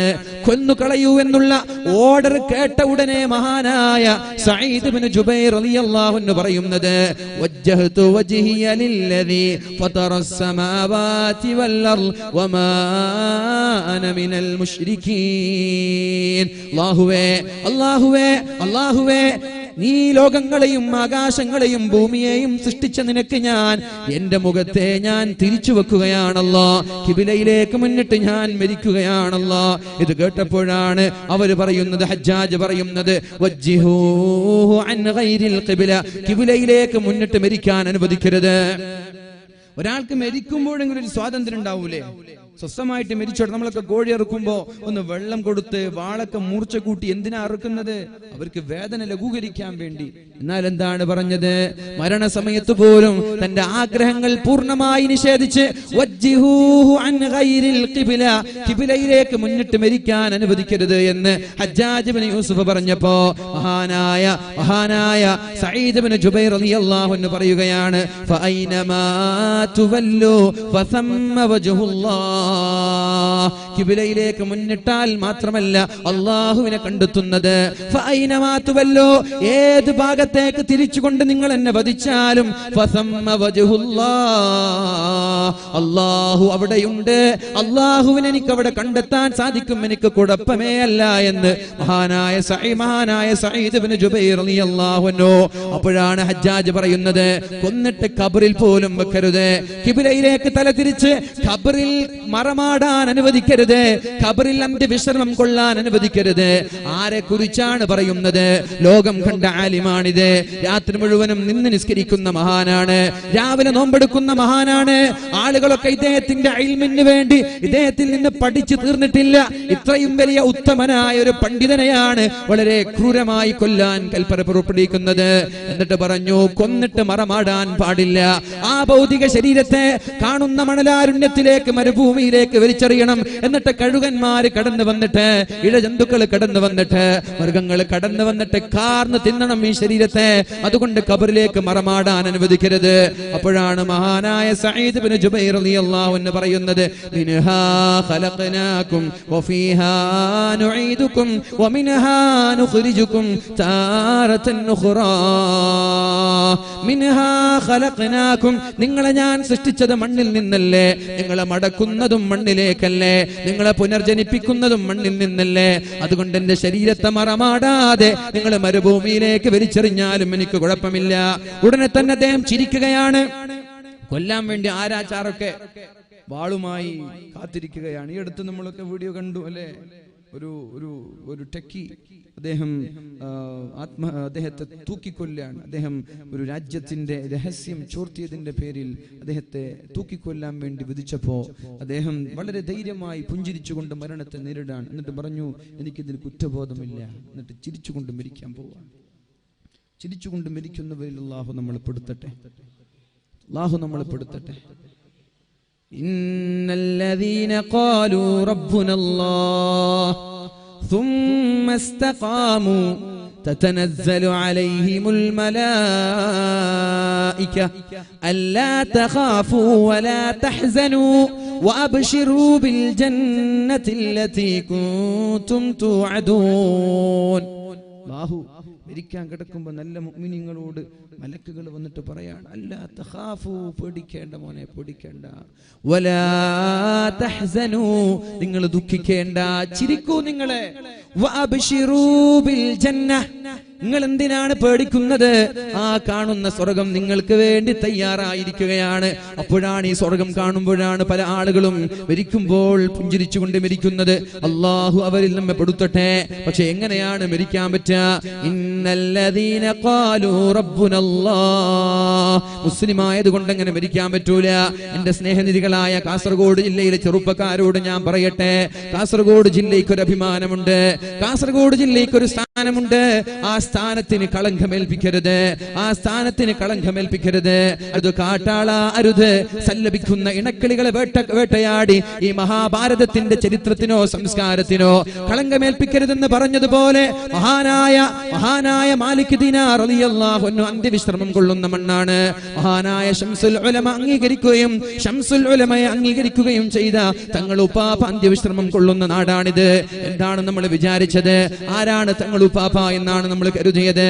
മഹാനായ ശംസുൽ ഉലമ രഹസ്യങ്ങൾ അറിയുന്ന ഒരു ആലിമായിരുന്നു, അസ്റാറിന്റെ ഒരു ആലിമായിരുന്നു. മഹാനായ ശംസുൽ ഉലമ മഞ്ചേരിയിൽ ബിദ്അത്തുകാർക്കെതിരെ ഘോരമായ പ്രഭാഷണം നടത്തുമ്പോൾ മംഗലാപുരത്തുള്ള തങ്ങൾ ഉപ്പാപ്പ ഇവിടെ നിന്ന് പെട്ടെന്നൊരാളെ പറഞ്ഞേക്കുകയാണ് മഞ്ചേരിയിലേക്ക്.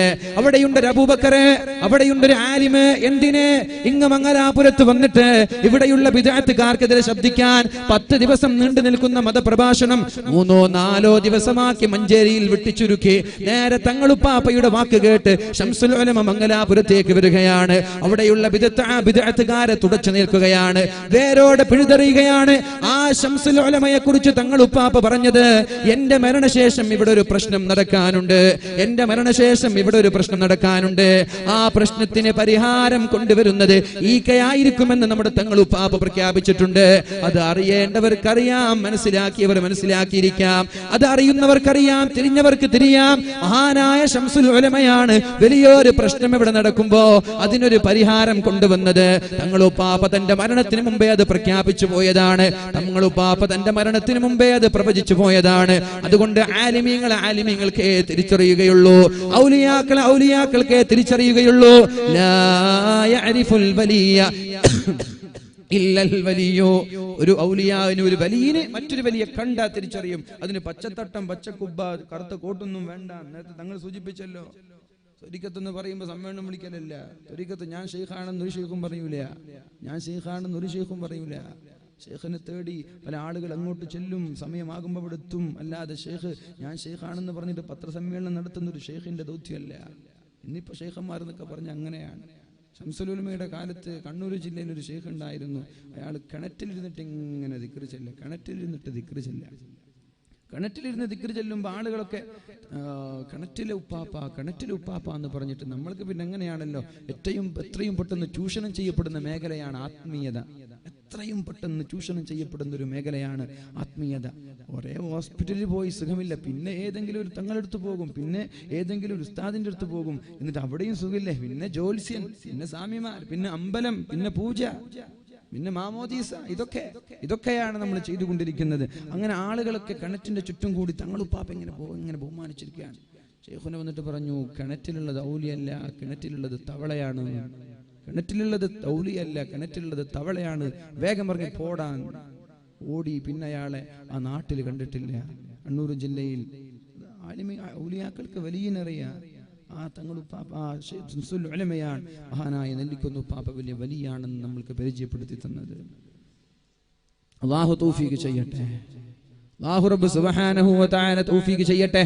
ഞാൻ പറഞ്ഞു വരുന്നത്, കാസർഗോഡ് ജില്ല എന്ന് പറഞ്ഞാൽ മഹാനായ മാലിക് ദിനാർ റളിയല്ലാഹു അൻഹു അന്ത്യവിശ്രമം കൊള്ളുന്ന നാടാണിത്. മാലിക് ദിനാർ റളിയല്ലാഹു അൻഹു ആരാണ്? اقتربت الساعة وانشق القمر اقتربت الساعة وانشق القمر. ചന്ദ്രൻ 2 കഷ്ണമായി പിളർന്നിരിക്കുകയാണ്. ചന്ദ്രൻ 2 കഷ്ണമായി പിളർന്നിരിക്കുകയാണ്. വശഖൽ ഖമർ, അന്ത്യനാൾ അടുത്തിരിക്കുകയാണ്. ചന്ദ്രൻ 2 കഷ്ണമായി പിളർന്നിരിക്കുകയാണ്. ഈ ആയത്ത് ഇറങ്ങുകയും അല്ലാഹു ചന്ദ്രനെ 2 കഷ്ണമായി പിളർത്തിയപ്പോ അതിൽ നേരിൽ കണ്ട മഹാനാണ് അങ്ങ് കാസർഗോഡ് തളങ്കരയിൽ അന്ത്യവിശ്രമം കൊള്ളുന്ന മഹാനായ മാലിക് ദിനാർ റളിയല്ലാഹു അൻഹു. 1975 മാലിക് ദിനാറിലേക്ക് ഈജിപ്തിൽ നിന്ന് ഒരു ഷെയ്ഖ് സിയാറത്തിന് വന്നിരുന്നു. 1975 മാലിക് ദിനാർ റളിയല്ലാഹു അൻഹുവിന്റെ മക്കാം സിയാറത്ത് ചെയ്യാൻ വേണ്ടി ഉറൂസ് നടക്കുന്ന സമയത്ത് ഈജിപ്തിൽ നിന്ന് കാസർഗോഡ് വന്ന ഷെയ്ഖ് സാമി അഹമ്മദ് ഫർഹത്ത് എന്ന് പറയുന്ന ഒരു ആലിമായ ഒരു വലിയ അദ്ദേഹം പറയുകയുണ്ടായി, മഹാനായ മാലിക് ദിനാർ റളിയല്ലാഹു അൻഹുവിനെ കുറിച്ച് നിങ്ങൾ വിചാരിക്കുന്നത് പോലെ ഇത് താബിഅല്ല, നിങ്ങൾ വിചാരിക്കുന്നത് പോലെ താബിഅല്ല, ഇത് സ്വഹാബിയാണ്. മാലികും മിന്നി വ അന മിൻഹു, അലിയും മിന്നി വ അന മിൻഹു. അലി തങ്ങളെ കുറിച്ച് അലി എന്നിൽപ്പെട്ടവനാണ്, ഞാൻ അലിയിൽപ്പെട്ടവനാണെന്ന് പറഞ്ഞതുപോലെ ആ മാലിക് തങ്ങളെ കുറിച്ച് പറഞ്ഞിട്ടുണ്ട്, മാലികും മിന്നി വ അന മിൻഹു, മാലിക് എന്നിൽപ്പെട്ടവനാണ്. എന്നിട്ടാണ് അദ്ദേഹത്തെ കുറിച്ച് പറഞ്ഞത് 90 ലക്ഷം ആളുകൾ ഇസ്ലാമിലേക്ക് കൊണ്ടുവന്ന മഹാനായ ഖാജ മുഈനുദ്ദീനുൽ ചിശ്തിയിൽ അജ്മീരി ഖദ്ദസല്ലാഹു സിർറഹുൽ അസീസ്. 90 ലക്ഷം ആളുകൾ ഇസ്ലാമിലേക്ക് കടന്നു വന്നു എന്നാണ്. നമ്മുടെ ഒരു വാല് കഴിയുമ്പോൾ ഒരാൾ നന്നായാൽ മതി എന്നുള്ള ചിന്തയാണ് നമുക്കൊക്കെ. ഒരാളെങ്കിലും നന്നാവണം എന്നുള്ള ആഗ്രഹമാണ്.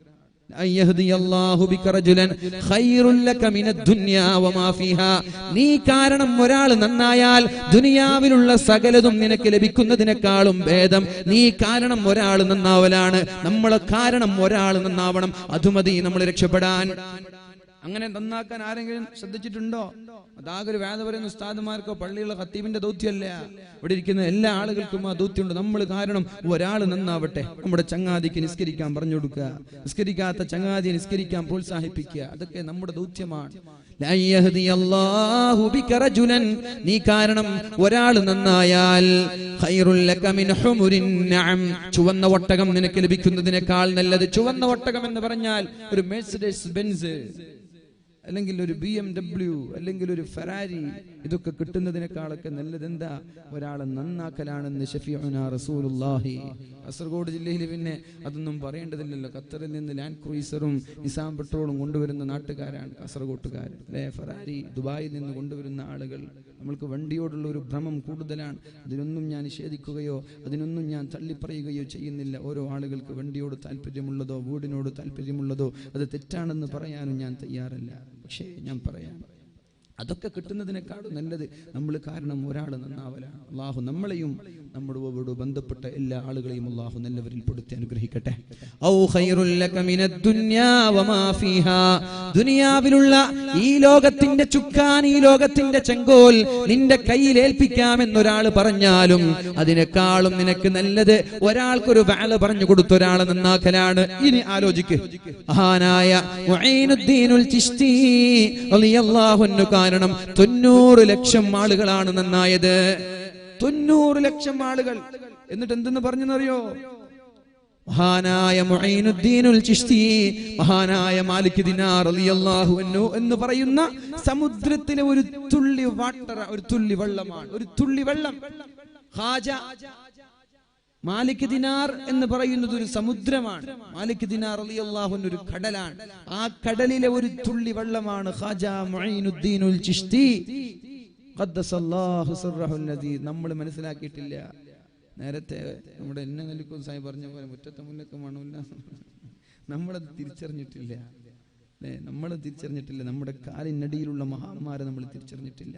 ഞാൻ പറയട്ടെ, ഇതൊക്കെ അല്ലാഹു നമ്മൾക്ക് നൽകിയ അനുഗ്രഹമാണ്. പക്ഷേ ഇവരുടെ നാട്ടിൽ വെച്ച് നമ്മൾ കുരുത്തക്കേട് കാണിച്ചാൽ അല്ലാഹുവിന്റെ ശിക്ഷ ഭയാനകമായിരിക്കും. അല്ലാഹു നമ്മളെ രക്ഷപ്പെടുത്തട്ടെ. റസൂലുള്ളാഹി സ്വല്ലല്ലാഹു അലൈഹി വസല്ലം പറഞ്ഞുവല്ലോ, മാ മിൻ അഹദിൻ മിൻ സുഹാബി യമൂതു ബി അർളിൻ, എന്റെ സ്വഹാബാക്കളിൽപ്പെട്ട ആരെങ്കിലും ഒരു ഭൂമിയിൽ മരിച്ചുപോയാൽ, ഒരു ഭൂമിയിൽ അവരുടെ മഖ്ബറയുണ്ടായാൽ, ഇല്ലാ ബുഇസ ഖായിദൻ വനൂറൻ ലഹും യൗമൽ ഖിയാമ, നാളെ മഹ്ശറ വൻസഭയിലേക്ക് ഖബറിൽ നിന്ന് എണീറ്റുകൊണ്ട് നമ്മൾ പോകുമ്പോ നമ്മുടെ നേതാവായി കടന്നു വരുന്നത് ആ നാട്ടിലെ സ്വഹാബിയായിരിക്കുമെന്ന് മുഹമ്മദുർ റസൂലുള്ളാഹ്. നമ്മുടെ നേതാവായി വരുന്നത് തളങ്കരയിൽ അന്ത്യവിശ്രമം കൊള്ളുന്ന മഹാനായ മാലിക് ദിനാർ റളിയല്ലാഹു അൻഹു ആയിരിക്കും. പക്ഷേ എന്റെ ചെറുപ്പക്കാരാ, ഞാൻ പറയുന്നത് നമ്മുടെ കാട്ടിക്കൂട്ടലുകൾ വല്ലാതെ മോശമായിരിക്കുകയാണ്. കാണുമ്പോൾ വിഷമം തോന്നുകയാണ്. സോഷ്യൽ മീഡിയകളിലൂടെ കണ്ടുകൊണ്ടിരിക്കുന്ന വിവാഹങ്ങളുടെ കഥകൾ വല്ലാത്ത വേദനയാണ്. ആർക്കെന്തേ ഇത് നിയന്ത്രിക്കാൻ പറ്റാത്തത്? ആർക്കും നിയന്ത്രിക്കാൻ പറ്റാത്തൊരവസ്ഥയായി നമ്മുടെ കല്യാണങ്ങൾ മാറിയോ? നെല്ലിക്കുന്ന് എന്ന് പറയുന്ന ഒരു മഹാനുഭാവന്റെ അന്ത്യവിശ്രമം കൊള്ളുന്ന നാട്ടിലുള്ള ചെറുപ്പക്കാരാ, ഞാൻ നിങ്ങളോട് പറയട്ടെ, ദയവ് ചെയ്ത് ആഭാസങ്ങൾക്ക് കൂട്ടുനിൽക്കരുത്. ദയവ് ചെയ്ത് ആളുകൾ കണ്ടാലിറക്കുന്ന തോന്നിവാസങ്ങൾ ജീവിതത്തിൽ ചെയ്തു പോവല്ല. ഇത് നാടിന് അപമാനമാണ്, ഇത് സമുദായത്തിന് അപമാനമാണ്. എന്താണ് ഫേസ്ബുക്കിലൊക്കെ നമ്മൾ കണ്ടുകൊണ്ടിരിക്കുന്ന കാസർഗോഡ് ജില്ലയിൽ നടന്നൊരു കല്യാണത്തിന്റെ കഥ? എന്ത് കല്യാണം അത്? വല്ലാത്ത ബറക്കത്തോടെ, വല്ലാത്ത അനുഗ്രഹത്തോടെ ചെയ്തു വീട്ടേണ്ട, തുടക്കം കുറിക്കേണ്ട കല്യാണങ്ങള് ഹറാം കൊണ്ട് തുടക്കം കുറിച്ചാൽ പിന്നെ എങ്ങനെയാണ് ആ ദമ്പത്യ ജീവിതത്തിൽ നിന്ന് നല്ല കുസുമങ്ങൾ ഉണ്ടാകുന്നത്, നല്ല മക്കൾ ഉണ്ടാകുന്നത്? ക്രിമിനൽ സ്വഭാവം കൊണ്ട് തുടങ്ങിയ കല്യാണങ്ങളിൽ നിന്ന് ക്രിമിനലുകളായ മക്കളെ നമ്മൾക്ക് കിട്ടുള്ളൂ. അങ്ങനെ കിട്ടുള്ളൂ, അങ്ങനെ കിട്ടുള്ളൂ. മനസ്സിലാക്കുക. അതുകൊണ്ട് പുതിയാപ്പിളയും പുതിയ പെണ്ണുമാണ് ഇത് ആദ്യം ആലോചിക്കേണ്ടത്. എന്റെ കല്യാണം എങ്ങനെ നടക്കണമെന്ന്. والبلد الطيب يخرج نباته بإذن ربه والذي خبث لا يخرج إلا نكدا.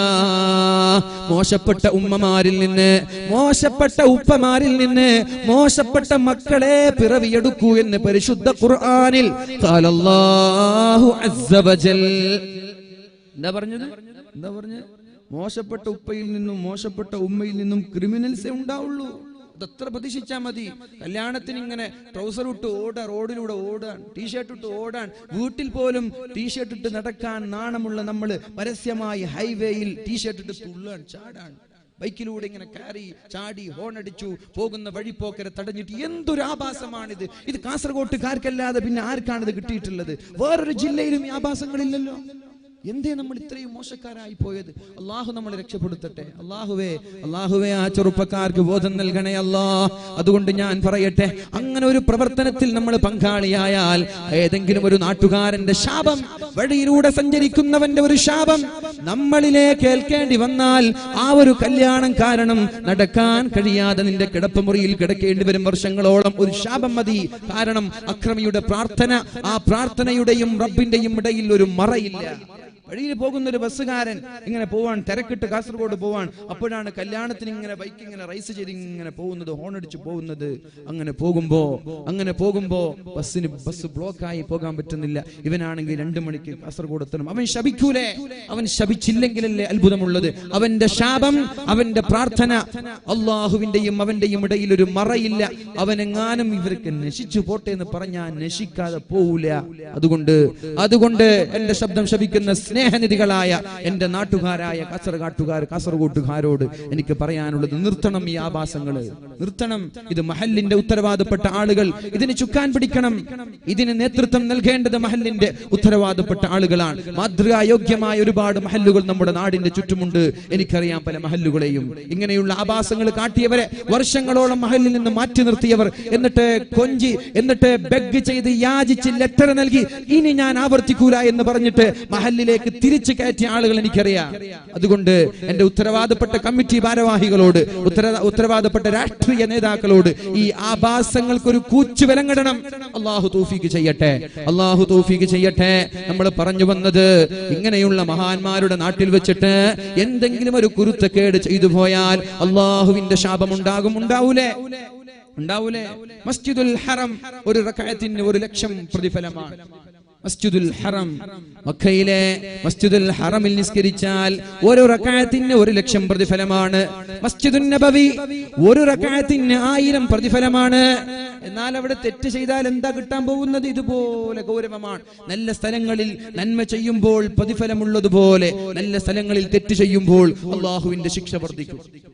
നല്ല സ്ഥലം എന്ന് പറയാൻ കാരണം അള്ളാഹു അനുഗ്രഹിച്ച നാടാണ് നമ്മുടെ കാസർഗോഡ്. ഒരു സ്വഹാബി അന്ത്യവിശ്രമം കൊള്ളുന്ന ജില്ലയാണ്. അള്ളാഹു അനുഗ്രഹിച്ച ഒരു നാടാണ്. ഈ നാട്ടിൽ വെച്ച് പേക്കൂത്തുകൾക്കും കോപ്രാട്ടിത്തരങ്ങൾക്കും കോമാളിത്തരങ്ങൾക്കും കൂട്ടുനിന്നാൽ അള്ളാഹു നമ്മൾ വെറുതെ വിടൂല. പടച്ചോനെ, ഞങ്ങൾക്കൊക്കെ പുറത്തു തരണേ റബ്ബേ. ഈ ആഭാസങ്ങളിൽ നിന്ന് മാറി നിൽക്കാനുള്ള ബോധം അള്ളാഹുവേ നീ ഞങ്ങൾക്ക് നൽകണേ അല്ലാഹ്. എന്റെ സമയം ഇൻഷാ അല്ലാഹ് 1/2 മണിക്കൂർ കൂടിയാണ്. ഞാൻ എന്റെ വാക്കുകൾ ഒരുപാട് ദീർഘിക്കാൻ ആഗ്രഹിക്കുന്നില്ല. കാരണം നമ്മുടെ നാട്ടിൽ മാത്രമാണ് ഈ 10 മണിക്ക് പരിപാടി തുടങ്ങുന്ന ഒരു സിസ്റ്റം ഉള്ളത്. പല സ്ഥലത്തും 10:30 വാല് നിർത്തി പോരലാണ്. 10:30 ശേഷം പ്രസംഗിക്കാറില്ല. കാസർഗോഡ് ജില്ലയിൽ തുടങ്ങുന്നത് 10 മണിക്കാണ്. പിന്നൊന്നും പറയാൻ പറ്റൂലല്ലോ. അപ്പോൾ ഏതായാലും ഒരു 11:20 ഒരു അരമണിക്കൂർ ഇൻഷാ അല്ലാഹ് അല്ലാഹു തൗഫീഖ് ചെയ്യട്ടെ. നമ്മൾ പറഞ്ഞു വന്നത് മഹാനായ സഈദ് ഇബ്നു ജുബൈർ റളിയല്ലാഹു അൻഹുവിന്റെ ജീവിതത്തിലെ ഏറ്റവും പ്രയാസമേറിയ അനുഭവങ്ങളെ കുറിച്ചാണ്. സഈദ് റളിയല്ലാഹു അൻഹു ചിരിക്കാൻ തുടങ്ങി. അപ്പോൾ ചോദിച്ചു, ലിമ തൽഹക്, വധിക്കാൻ പോകുമ്പോൾ മരിക്കാൻ പോകുമ്പോൾ ചിരിക്കുകയോ? അപ്പോഴാണ് പറഞ്ഞത്, ഞാൻ ചിരിച്ചത് അല്ലാഹുവിനോട് നീ കാണിക്കുന്ന ധിക്കാരമുണ്ടല്ലോ, അല്ലാഹുവിനോട് നീ കാണിക്കുന്ന ധിക്കാരമുണ്ടല്ലോ, ഇതൊക്കെ കണ്ടിട്ടും അല്ലാഹു നിന്നോട് ക്ഷമിക്കുകയാണല്ലോ, അത് കാണുമ്പോൾ എനിക്ക് ചിരി വരികയാണ്. എന്നിട്ട് അല്ലാഹുവിനോട് ദുആ ചെയ്തു, അല്ലാഹുമ്മ ലാ തുസല്ലിത് ഹാദൽ മുജ്രിമ അലാ അഹദിൻ ബഅദി. അല്ലാഹുവേ ഞാൻ മരിച്ചാൽ വേറെ ഒരാളെ വധിക്കാൻ ഇയാളുടെ കരങ്ങൾക്ക് നീ ശക്തി നൽകല്ലേ അല്ലാഹ്. മഹാനായ ഒരു ആലിമിന്റെ പ്രാർത്ഥനയാണിത്. അല്ലാഹുവിനെ പേടിക്കുന്ന സച്ചരിതയായ അല്ലാഹുവിനെ പേടിക്കുന്ന ഒരു ആലിമിന്റെ പ്രാർത്ഥനയാണിത്. അല്ലാഹുമ്മ ലാ തുസല്ലിത് ഹാദൽ മുജ്രിമ, ഈ കുറ്റവാളിക്ക്, ഈ ക്രിമിനലിന് ഇനി ഒരാളെ വധിക്കാൻ നീ ചാൻസ് നൽകരുത്, നീ അവസരം നൽകരുത്. ഇത് ദുആ ചെയ്ത ഉടനെ മഹാനായ സഈദ് ഇബ്നു ജുബൈർ റളിയല്ലാഹു അൻഹു എന്ന ആലിമിനെ, അല്ലാഹുവിനെ പേടിച്ച് ജീവിച്ച മുത്തഖിയെ വധിച്ചു, മണലാരുണ്യത്തിലേക്ക് എറിഞ്ഞു. പക്ഷേ അത്ഭുതം അവിടെ സംഭവിക്കുകയാണ്. എന്താണ് അത്ഭുതം എന്നറിയോ? അല്ലാഹു പറഞ്ഞില്ലേ, ബിസ്മില്ലാഹിർ റഹ്മാനിർ റഹീം, അം ഹസിബതും മാ തദ്ഖുലുൽ ജന്നഹ്, സ്വർഗ്ഗത്തിലേക്ക് വെറുതെ അങ്ങ് കയറാൻ പറ്റുമെന്ന് നിങ്ങൾ വിചാരിച്ചോ? സ്വർഗ്ഗം വെറുതെ പോവാൻ പറ്റുമെന്ന് വിചാരിച്ചോ? അത് പറ്റൂല. സ്വർഗ്ഗം എളുപ്പത്തിൽ കിട്ടൂല, അതങ്ങനെയാണ്. അം ഹസിബതും, മഹാനായ ഖബ്ബാബ് ഇബ്നുൽ അറത്ത് റളിയല്ലാഹു അൻഹു അല്ലാഹുവിന്റെ ഹബീബിന്റെ സമീപത്തേക്ക് കടന്നു വന്നിട്ട്, അലാ തദ്ഉല്ലാഹ ലനാ അലാ തസ്തൻസിറു ലനാ, നബിയേ ഞങ്ങൾക്ക് വേണ്ടി അല്ലാഹുവിനോട് ദുആ ചെയ്തുകൂടെ, നമ്മൾക്ക് വേണ്ടി അല്ലാഹുവിനോട് സഹായം ചെയ്തുകൂടെ? എത്ര കാലമാണ് ഈ പീഡനങ്ങൾ സഹിക്കുന്നത്? എത്ര കാലമാണ് ഈ പരീക്ഷണങ്ങൾ സഹിക്കുന്നത്? മടുത്തു നബിയേ, മടുത്തു, ഇനി സഹിക്കാൻ കഴിയില്ല നബിയേ, അതുകൊണ്ട് അല്ലാഹുവിനോട് ദുആ ചെയ്യണം. ആരാണ് ഖബ്ബാബ് എന്നറിയോ? ഇസ്ലാമിലേക്ക് കടന്നു വന്നതിന്റെ പേരില് വലിയ നീളമുള്ള അടുപ്പുണ്ടാക്കുകയാണ്, അടുപ്പ് കൂട്ടുകയാണ്, അതിൽ തീ പുകയ്ക്കുകയാണ്, മരങ്ങളിടുകയും അതിലേക്ക് എണ്ണ ഒഴിക്കുകയും എന്നിട്ട് കത്തിച്ചൊലിക്കുന്ന വലിയൊരു അടുപ്പുണ്ടാക്കുകയാണ്. എന്നിട്ട് മഹാനായ ഖബ്ബാബ് ഇബ്നുൽ അറത്ത് റളിയല്ലാഹു അൻഹുവിന്റെ കുപ്പായം അഴിച്ചു മാറ്റുകയാണ്. ഒരു വസ്ത്രം പോലും ഇല്ലാതെ വിവസ്ത്രനായി ഖബ്ബാബ് തങ്ങളെ കത്തിച്ചൊലിച്ചു കൊണ്ടിരിക്കുന്ന അടുപ്പിലേക്ക് മലർത്തിക്കിടത്തുകയാണ്. സുബ്ഹാനല്ലാഹ്, എന്ത് തെറ്റാണ് ചെയ്തത്? എന്ത് തെറ്റ് ചെയ്തതിന്റെ പേരിലാണ് ക്രൂരമായ പരീക്ഷണങ്ങൾ നേരിടേണ്ടി വന്നത്? ലാ ഇലാഹ ഇല്ലല്ലാഹ്, അല്ലാഹു അല്ലാതെ വേറൊരു ദൈവമില്ല, മുഹമ്മദുർ റസൂലുള്ളാഹ്, മുഹമ്മദ് നബി എന്റെ പ്രവാചകനാണ് എന്ന് പറഞ്ഞതിന്റെ പേരില് കത്തിജ്വലിക്കുന്ന തീക്കുണ്ടാരത്തിലേക്ക് വലിച്ചെറിയുകയാണ്.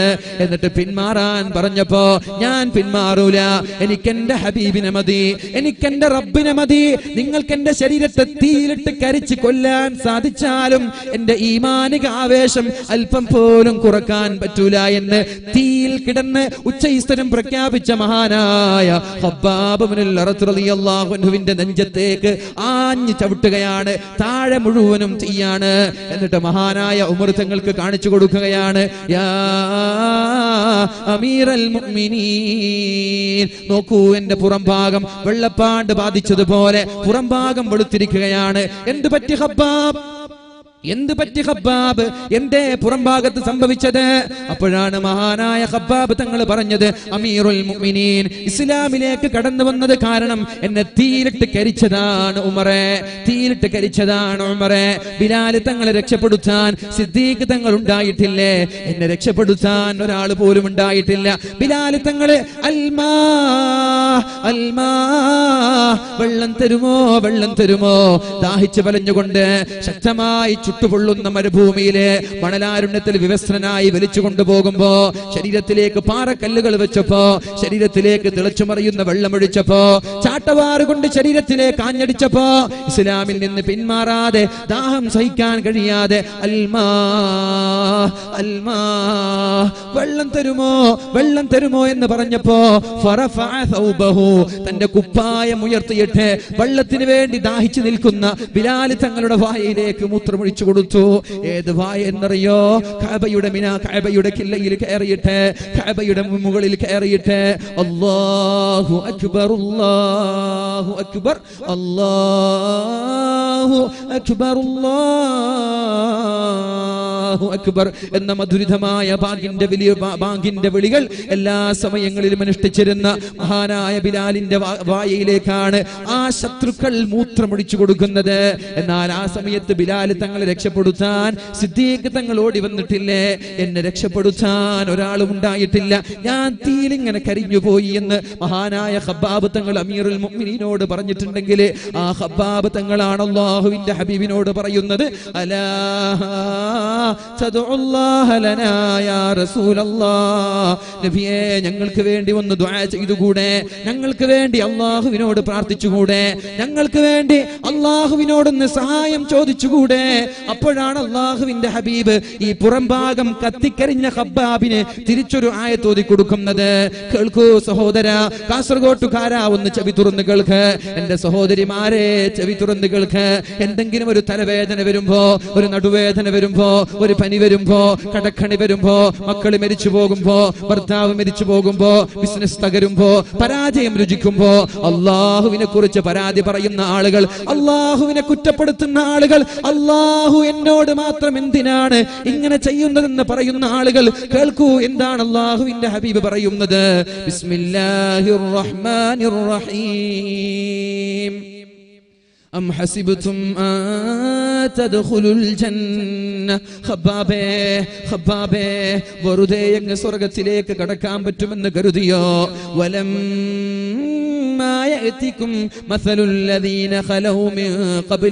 നിങ്ങൾക്ക് മുമ്പ് കഴിഞ്ഞു പോയ ആളുകൾ അനുഭവിച്ചതുപോലെ പ്രയാസങ്ങൾ സഹിക്കാതെ സ്വർഗ്ഗം കിട്ടുമെന്ന് തോന്നുന്നുണ്ടോ ഖബ്ബാബ്?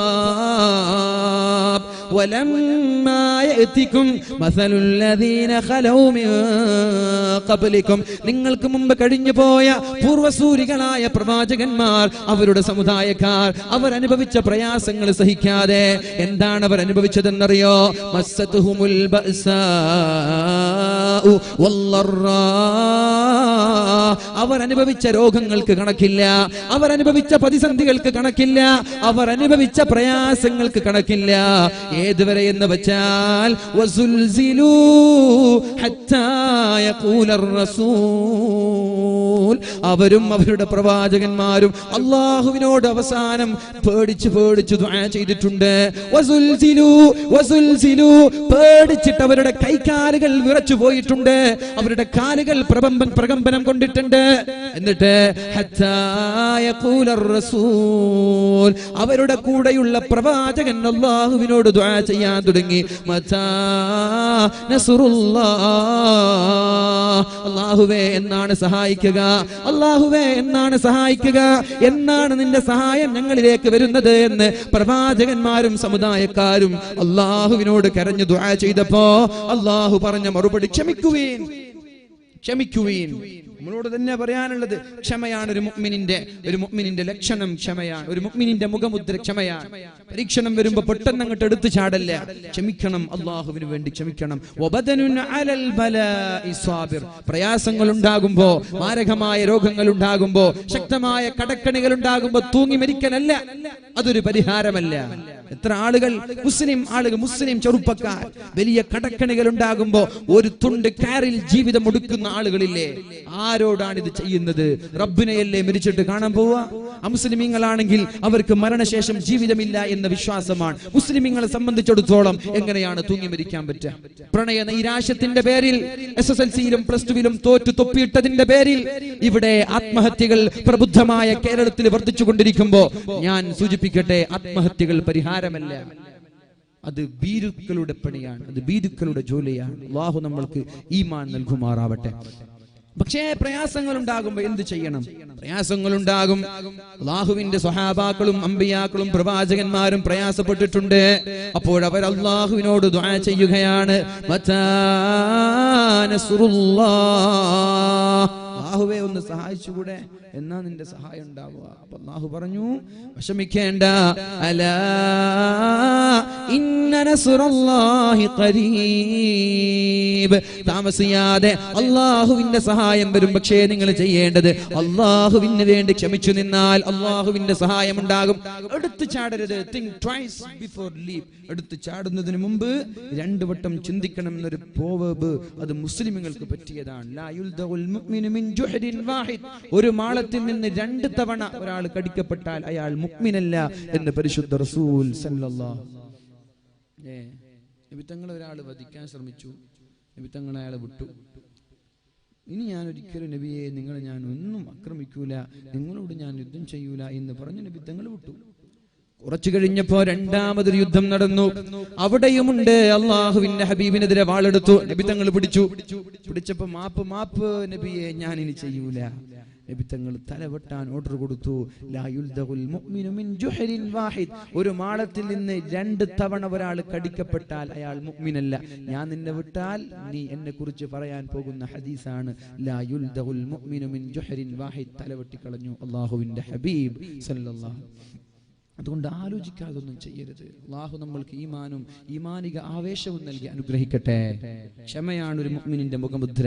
നാട്ടിൽ എന്തൊക്കെ പ്രയാസങ്ങൾ കേൾക്കുമ്പോ, വെല്ലുവിളികൾ കേൾക്കുമ്പോ, പ്രതിസന്ധികൾക്ക് മുന്നിൽ ജീവിക്കുമ്പോ അത് തരണം ചെയ്യാൻ നമ്മൾക്ക് വേണ്ടത് ഈമാനും ക്ഷമിക്കുന്ന ശരീരവുമാണ്. അതുകൊണ്ടാണ് വബദനുന അലൽ ബലാഇ സാബിർ, എന്ത് പ്രയാസം വന്നാലും ക്ഷമിക്കാൻ പറ്റുന്ന ഒരു ശരീരം നിങ്ങൾക്കുണ്ടോ, നിങ്ങൾ ഭാഗ്യവാന്മാരാണെന്ന് അല്ലാഹുവിന്റെ ഹബീബ് നമ്മളോട് പഠിപ്പിച്ചത്. അല്ലാഹു നമ്മൾക്ക് അങ്ങനെ ഒരു ശരീരമാക്കി നമ്മുടെ ശരീരത്തെ മാറ്റട്ടെ.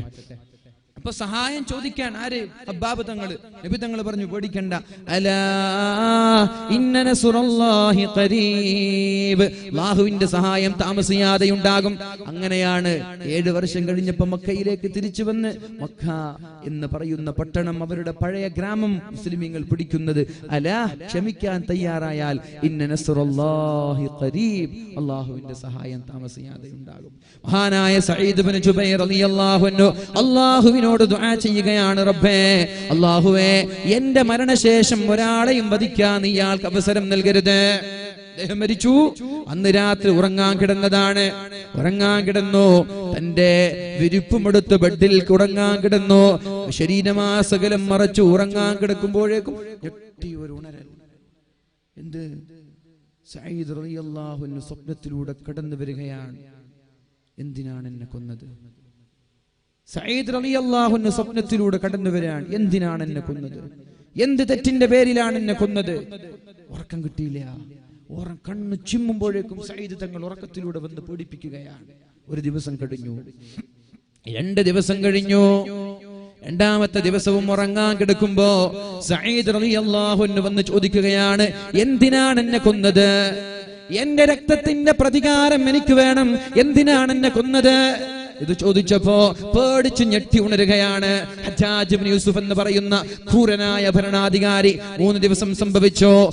30 ദിവസക്കാലം സഈദ് ഇബ്നു ജുബൈർ റളിയല്ലാഹു അൻഹു ലോകത്തോട് വിട പറഞ്ഞതിന് ശേഷം 30 ദിവസത്തെക്കാൾ കൂടുതൽ മഹാനായ സഈദ് തങ്ങളുടെ വഫാത്തിന്റെ ശേഷം ഹജ്ജാജ് ജീവിച്ചിട്ടില്ല.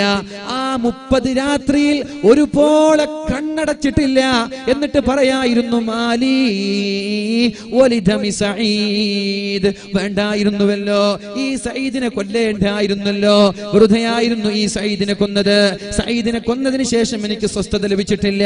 സഈദിനെ കൊന്നതിന് ശേഷം എനിക്ക് ഉറക്കം ലഭിച്ചിട്ടില്ല. മാലി വലിദമി സഈദ്. ഇത്രയും ഇതുവരെ ആയിരക്കണക്കിന് ആളുകളെ കൊന്നു കൊല വിളിച്ചിട്ട് പ്രയാസമില്ലാതെ എനിക്ക് സഈദിനെ കൊന്നപ്പോൾ പ്രയാസമുണ്ടായല്ലോ, അതുകൊണ്ട് വേണ്ടായിരുന്നു എന്ന് പറഞ്ഞിട്ട് ഉറക്കില്ലാതെ ഊണില്ലാതെ വിശ്രമമില്ലാതെ 30 ദിവസം തള്ളി നീക്കി 30ാമത്തെ ദിവസം ലോകത്തോട് ഇവിടെ പറഞ്ഞു പോവുകയാണ്. അതിനുശേഷം ഒരാളെയും വധിക്കാൻ ഹജ്ജാജിന് അല്ലാഹു അവസരം കൊടുത്തിട്ടില്ല. ഇതാണ് ആലിമീങ്ങളുടെ ദുആ. പക്ഷേ ഞാൻ ഇത് പറഞ്ഞത് എന്തെന്നറിയോ? ഇത് പറയാനുള്ള കാരണം അല്ലാഹു ചില ആളുകൾക്ക് പരീക്ഷണം നൽകുന്നത് അയാൾക്ക് ഉന്നതമായ തട്ട് സ്വർഗ്ഗത്തിൽ നൽകാനാണ്. ഇന്നല്ലാഹ ഇദാ അഹബ്ബ അബ്ദൻ ഇബ്തലാ. അല്ലാഹുവിന് ഒരാളെ ഇഷ്ടമായാൽ, അല്ലാഹു ഒരാളെ സ്നേഹിച്ചാൽ, അല്ലാഹു ഒരാളോട് നല്ല സ്നേഹമാണെങ്കിൽ ഇബ്തലാ, അല്ലാഹു അയാളെ പരീക്ഷിക്കുമെന്ന് പരിശുദ്ധ റസൂലുള്ളാഹ് സല്ലല്ലാഹു അലൈഹി വസല്ലം. ഞാനൊരു സംഭവം കൂടി പറഞ്ഞിരട്ടെ. സ്വഹാബാക്കളുടെ ചരിത്രമൊന്നുമില്ല, നമ്മുടെ ഈ നൂറ്റാണ്ടിൽ ജീവിച്ചു പോയ ഒരു അമുസ്ലിം കളിക്കാരന്റെ കഥ എൻ്റെ ജീവിതത്തിൽ നല്ലൊരു ആകർഷിച്ചൊരു കഥയാണ്. അദ്ദേഹം ആർതർ ആഷ് എന്ന് പറയുന്ന ഒരു ടെന്നീസ് കളിക്കാരനുണ്ടായിരുന്നു. അമേരിക്കക്കാരനാണ്, ഒരു കറുത്ത വർഗ്ഗക്കാരനാണ്. ഈ ഒരു വിഷയം പറയുമ്പോൾ അതെങ്ങനെ ഞാൻ പറയാതെ പോവാ? മുസ്ലിമീങ്ങളായ നമ്മൾക്കില്ലാത്തൊരു ഈമാൻ, ഒരു വിശ്വാസം, മുസ്ലിമീങ്ങളായ നമ്മൾക്കുണ്ടാവേണ്ട മനക്കരുത്തൊരു അമുസ്ലിമിനുണ്ടാവുകയാണ്. നോക്കണം, നമ്മൾ അല്ലാതൊരു ശരീരത്തെ നമ്മൾ ആകർഷിക്കുന്ന ചില സംഭവങ്ങളാണ്. നമ്മുടെ ജീവിതത്തിലൊക്കെ ഇതുപോലെ അനുഭവങ്ങൾ ഉണ്ടാകും. അപ്പൊ നമ്മൾ ചിന്തിക്കേണ്ടത് ഈ ഒരു രീതിയിലാണ്. വലിയൊരു കളിക്കാരനാണ് ആർതർ ആഷ് എന്ന് പറയുന്ന അമേരിക്കയുടെ ടെന്നീസ് കളിക്കാരനാണ്. ലോകത്ത് 1-ാം നമ്പർ സ്ഥാനം 3 വർഷം തുടർച്ചയായി കരസ്ഥമാക്കിയ ഒരു കളിക്കാരൻ. ഇന്നിപ്പോ ഒരുപാട് ടെന്നീസ് പ്ലേയേഴ്സ് 1-ാം നമ്പറിൽ ഇങ്ങനെ കുതിക്കുന്നുണ്ട്. അതുപോലെ 1970കളിൽ 1-ാം റാങ്ക് വാങ്ങിച്ച ഒരു കളിക്കാരൻ, കറുത്ത വർഗ്ഗക്കാരനായിരുന്നു. മാർട്ടിൻ ലൂതർ കിങ് ഒക്കെ പറഞ്ഞതുപോലെ മനാക്കിൾസ് ഓഫ് സെഗ്രഗേഷൻ, വർഗവർണ്ണ വിവേചനത്തിന്റെ ചങ്ങലക്കെട്ടുകൾ പൊട്ടിച്ചുകൊണ്ടാണ് ഇദ്ദേഹം അമേരിക്കയിലെ സുപ്രശസ്ത കളിക്കാരനായി മാറിയത്. കാരണം കറുത്ത വർഗ്ഗക്കാരവർ ഒന്നിനും കൊള്ളൂല എന്ന് പറഞ്ഞ് തള്ളിയവരായിരുന്നു. കറുത്ത വർഗ്ഗക്കാർ എന്ന് പറഞ്ഞാൽ അവർ എഴുതിത്തള്ളി തൊട്ടു കൂടായ്മ ഇതൊക്കെ ഉണ്ടായിരുന്ന അമേരിക്കയിൽ കറുത്ത വർഗ്ഗക്കാരനായിട്ട് പോലും ഒരുപാട് വെള്ളക്കാർക്കിടയിൽ കളിച്ച് വിജയിച്ച് 1-ാം സ്ഥാനം വാങ്ങിയ ഒരാളാണ് അദ്ദേഹം. വിംബിൾഡനും അതുപോലെ ഫ്രഞ്ച് ഓപ്പൺ, അതുപോലെ ഗ്രാൻഡ് സ്ലാം അവാർഡുകളൊക്കെ ഒരുപാട് വാങ്ങിയ ആളാണ്. അദ്ദേഹത്തിന്റെ ഏറ്റവും കരിയറിൽ നല്ല തിളങ്ങി നിൽക്കുന്ന സമയത്ത് അദ്ദേഹത്തിന് എയ്ഡ്സ് ബാധിക്കുകയാണ്. അപ്പോൾ അദ്ദേഹത്തിന്റെ ഒരു ഫാൻ, ആരാധകൻ എന്നല്ല, ഇന്നൊക്കെ എല്ലാവരും ഫാനാണല്ലോ അല്ലെ? വേറെ പറഞ്ഞ ഉസ്താദുമാർക്കും ഫാനാണ്. അങ്ങനെയുണ്ട്, ഫോണൊക്കെ വിളിച്ചിട്ട് ഒരാൾ പറയും ഫാനാണ്. എന്ത് ഫാന്? പങ്കെന്ന് പറയും നമ്മളല്ലേ. ഉസ്താദുമാർക്ക് ഫാനാണ്, എന്ത് ഫാന്? ആരാധകൻ. അപ്പോ നമ്മൾ മനസ്സിലാക്കുക, ഒക്കെ ഒരു എന്താ പറയാ, ഒരു മോഡേണിസത്തിന്റെ പിന്നാലെയാണ് എല്ലാം. അതൊക്കെ അങ്ങനെ ആയിപ്പോയിട്ടുണ്ട്. അള്ളാഹു നമ്മളൊക്കെ രക്ഷപ്പെടുത്തട്ടെ. അപ്പൊ നമ്മൾ പറയുന്നത്, ഈ സഹോദരൻ എയ്ഡ്സ് ബാധിച്ചു അദ്ദേഹത്തിന്റെ കരിയറിൽ ഏറ്റവും ഫോമിൽ നിൽക്കുന്ന സമയത്ത്. അപ്പൊ അദ്ദേഹത്തിന് ഒരു കത്ത് വന്നു. അദ്ദേഹത്തിന്റെ ഒരു ആരാധകൻ അയച്ചതാണ്. Why does God have to select you for such a bad disease? എന്തിനാണ് ഇത്രയും വൃത്തികെട്ട രോഗം? എയ്ഡ്സ് എന്ന് പറഞ്ഞാൽ ഒരു വൃത്തികെട്ട രോഗമാണ് അല്ലെ? എയ്ഡ്സ്, ഇത്രയും വൃത്തികെട്ട ഒരു രോഗം നിങ്ങൾക്ക് എന്തിനാണ് ദൈവം തന്നത്? ലോകത്ത് എത്ര ആളുകളുണ്ട്, അവർക്ക് കൊടുത്തുകൂടായിരുന്നു? അമേരിക്കയിൽ എത്ര ആളുകളുണ്ട്, അല്ലെങ്കിൽ എത്ര കളിക്കാരുണ്ട്? Why does God select such a bad disease? ഇത്രയും ഒരു വൃത്തികെട്ട രോഗം ദൈവം എന്തിന് നിങ്ങൾക്ക് തന്നു എന്ന് അദ്ദേഹത്തോട് ചോദിച്ചു. അദ്ദേഹം തിരിച്ചൊരു കത്തെഴുതി. അത് നമ്മുടെ ജീവിതത്തിൽ പകർത്തേണ്ട ഒരു കോട്ടിംഗ് ആണ്. അദ്ദേഹം പറയാൻ, The world, over 50 million children start playing tennis. ലോകത്ത് 50 ദശലക്ഷം ആളുകൾ ടെന്നീസ് കളിക്കാൻ തുടങ്ങുന്നുണ്ട്. അദ്ദേഹം പറയാൻ വല്ലാത്തൊരു ജീവിതത്തിൽ പകർത്തേണ്ട ഒരു വിഷയമാണ്. ലോകത്ത് 50 മില്യൺ ആളുകൾ ടെന്നീസ് കളിക്കാൻ തുടങ്ങുന്നുണ്ട്. അതിൽ നിന്നോ 50 lakh learn professional tennis. Professional കളിക്കാരായി മാറുന്നത് 50 ലക്ഷമാണ്. 50 ദശലക്ഷത്തിൽ നിന്ന് 50 ദശലക്ഷം ആളുകളാണ് ടെന്നീസ് കളിക്കാൻ പഠിക്കുന്നത്. അതിൽ നിന്ന് 50 ലക്ഷമാണ് ഒരു പ്രൊഫഷണൽ കളിക്കാരനായി മാറുന്നത്. പിന്നെയോ അതിൽ നിന്നൊരു 50,000 കം ടു ദി സർക്യൂട്ട്. ടെന്നീസിന്റെ അറിയപ്പെട്ട മേഖലകളിലേക്ക് വരുന്നത് ഒരു 50,000 ആളുകളാണ്. അതിൽ നിന്ന് 5000 റീച്ച് ഗ്രാൻഡ് സ്ലാം പോലെയുള്ള കളികൾക്ക് കളിക്കാൻ അർഹതയും യോഗ്യതയും ലഭിക്കുന്നത് ആകെ ഒരു 5000 ആളുകൾ. എവിടെന്നാ തുടങ്ങിയത്? 50 ദശലക്ഷത്തിൽ നിന്ന് ആകെ ഒരു 5000 ആളുകൾക്കാണ് കളിക്കാൻ, വലിയ വലിയ ടൂർണമെന്റുകൾ കളിക്കാനുള്ള അവസരം ലഭിക്കുന്നത്. അതിൽ നിന്ന് 50 ദശലക്ഷത്തിൽ നിന്ന് ആകെ ഒരു 50 പേർക്കാണ് 50 റീച്ച് വിംബിൾഡൺ പോലെ വലിയ ഉത്തരവാദപ്പെട്ട കളികൾ കളിക്കാൻ അവസരം ലഭിക്കുന്നത് 50 പേർക്കാണ്. പിന്നെയോ only 4 to semi. ആ 50 പേരിൽ 4 ആളാണ് സെമി ഫൈനലിൽ എത്തുന്നത്. only 2 for the final. ഫൈനലിൽ എത്തുന്നത് 2 പേരാണ്. എന്നിട്ട് അദ്ദേഹം പറയാണ്, ആ 2 പേരിൽ when I was holding a cup I never asked God why me. 50 ദശലക്ഷം ആളുകളിൽ നിന്ന് 50 ലക്ഷത്തിലേക്ക് മാറി, പിന്നെ 50,000-ലേക്ക് മാറി, പിന്നെ 5,000-ൽ ഞാൻ പെട്ടു, പിന്നെ 50-ൽ പെട്ടു, പിന്നെ 4-ൽ പെട്ടു, പിന്നെ 2-ൽ പെട്ടു. എന്നിട്ട് ഫൈനലിൽ വാശിയേറിയ പോരാട്ടങ്ങൾ നടത്തിയിട്ട് ആ ഒരു പ്ലേ കോർട്ടിൽ നിന്നിട്ട് കപ്പം പിടിച്ച് തട്ടഹസിക്കുമ്പോ ഞാൻ റബ്ബിനോട് ചോദിച്ചിട്ടില്ല, ദൈവത്തോട് ചോദിച്ചിട്ടില്ല, ഗോഡ് വൈ മീ, എന്തിന് എന്നെ സെലക്ട് ചെയ്തു? ലോകത്ത് ഇത്ര ആളുകളുണ്ട്, അവർക്ക് കൊടുക്കാമായിരുന്നില്ല ഈ കപ്പ്, അവർക്ക് കൊടുക്കാമായിരുന്നില്ല ഈ സ്ഥാനം, അവർക്ക് കൊടുക്കാമായിരുന്നില്ല ഈ വിജയം, എന്തിനെനിക്ക് തന്നു എന്ന് ഞാൻ ദൈവത്തോട് ചോദിച്ചിട്ടില്ല. എന്നിട്ട് അദ്ദേഹം പറയാണ്, ഞാൻ എങ്ങനെയാണ് if I were to say God why me about the bad things, then I should have said God why me about the good things that happen in my life. ഞാനൊരു ചീത്ത കാര്യം, ഒരു രോഗം, ഒരു പനി, ഒരു തലവേദന, ഒരു എയ്ഡ്സ്, ഒരു ക്യാൻസർ എന്റെ ജീവിതത്തിൽ വരുമ്പോ എനിക്ക് മാത്രം എന്തിനാണ് റബ്ബേ എന്ന് തന്നു എന്ന് എന്റെ ദൈവത്തോട് ചോദിച്ചിരുന്നുവെങ്കിൽ എന്റെ വീട്ടിൽ വണ്ടി വെക്കുമ്പോൾ ഞാൻ ചോദിക്കണമായിരുന്നു, അപ്പുറത്തെ വീട്ടുകാർക്ക് കൊടുക്കാത്ത വണ്ടി എന്തിനാണ് റബ്ബേ നീ എനിക്ക് തന്നത്? ഒരുപാട് ആളുകൾ പീഡിക തിണ്ണയിൽ കിടന്നുറങ്ങുമ്പോ എന്തിനാണ് റബ്ബേ എനിക്ക് മാത്രം വീട് തന്നത്? കാലില്ലാത്ത ആളുകൾ വീൽ ചെയർ ഉപയോഗിച്ച് ഓടുമ്പോ നടക്കുമ്പോ എന്തിനാണ് റബ്ബേ എനിക്ക് നടക്കാൻ കാല് തന്നത്? മക്കളില്ലാത്ത ആളുകൾ ലോകത്ത് 100 കണക്കിന് 1000 ആളുകൾ ഓരോ വാലിന് പോകുമ്പോഴും ഓരോ സദസ്സിൽ നിന്ന് ആളുകൾ കരഞ്ഞുകൊണ്ട് കണ്ണുനീർ തുള്ളികൾ ഇറ്റി വീണുകൊണ്ട് ദുആ കൊണ്ട് വസിയത്ത് ചെയ്യാറുണ്ട്. ഉസ്താദേ, മക്കൾ ഉണ്ടാവാൻ വേണ്ടി ദുആ ചെയ്യണം. കാരണം ഒരു മനുഷ്യൻ കല്യാണം കഴിഞ്ഞാൽ പിന്നെ അവന്റെ ലക്ഷ്യം മക്കൾ ഉണ്ടാവലാണ്. 1000 ആളുകൾ മക്കളില്ലാതെ വിഷമിക്കുമ്പോ എനിക്ക് നീ എന്തിനാണ് റബ്ബേ എനിക്ക് മക്കളെ തന്നത്? ഇത് ചോദിച്ചിട്ടില്ലല്ലോ. പിന്നെ എങ്ങനെയാണ് ഒരു രോഗം വരുമ്പോ, ഒരു കടം വരുമ്പോ, ഒരു മകൻ മരിച്ചു പോകുമ്പോ ഞാൻ എൻ്റെ ദൈവത്തോട് ചോദിക്കുന്നത്? ഇത് നമ്മുടെ ജീവിതത്തിൽ പകർത്തേണ്ട ഒരു കഥയല്ലേ? ആലോചിക്കുക. നമ്മൾ പകർത്തണ്ടേ? നമ്മളല്ലേ ഇത് പറയേണ്ടത്? നമ്മൾക്ക് മാതൃക കാണിച്ചിട്ടുണ്ട് മഹാനായ ഉർവത്ത് ഇബ്നു സുബൈർ റളിയല്ലാഹു അൻഹു. എനിക്ക് നിങ്ങളെ എണീറ്റ് നിർത്തണം എന്നുള്ള വല്ലാത്ത ആഗ്രഹമുണ്ട്. പക്ഷേ കാസർഗോഡ് ജില്ലയിൽ 2-3 സ്ഥലത്ത് എണീറ്റ് നിർത്തിയപ്പോ ഇങ്ങനൊരു കൊഴിഞ്ഞു പോക്ക് ഞാൻ കണ്ടിട്ടുണ്ട്. അതുകൊണ്ട് എണീറ്റ് നിർത്തുന്നില്ല.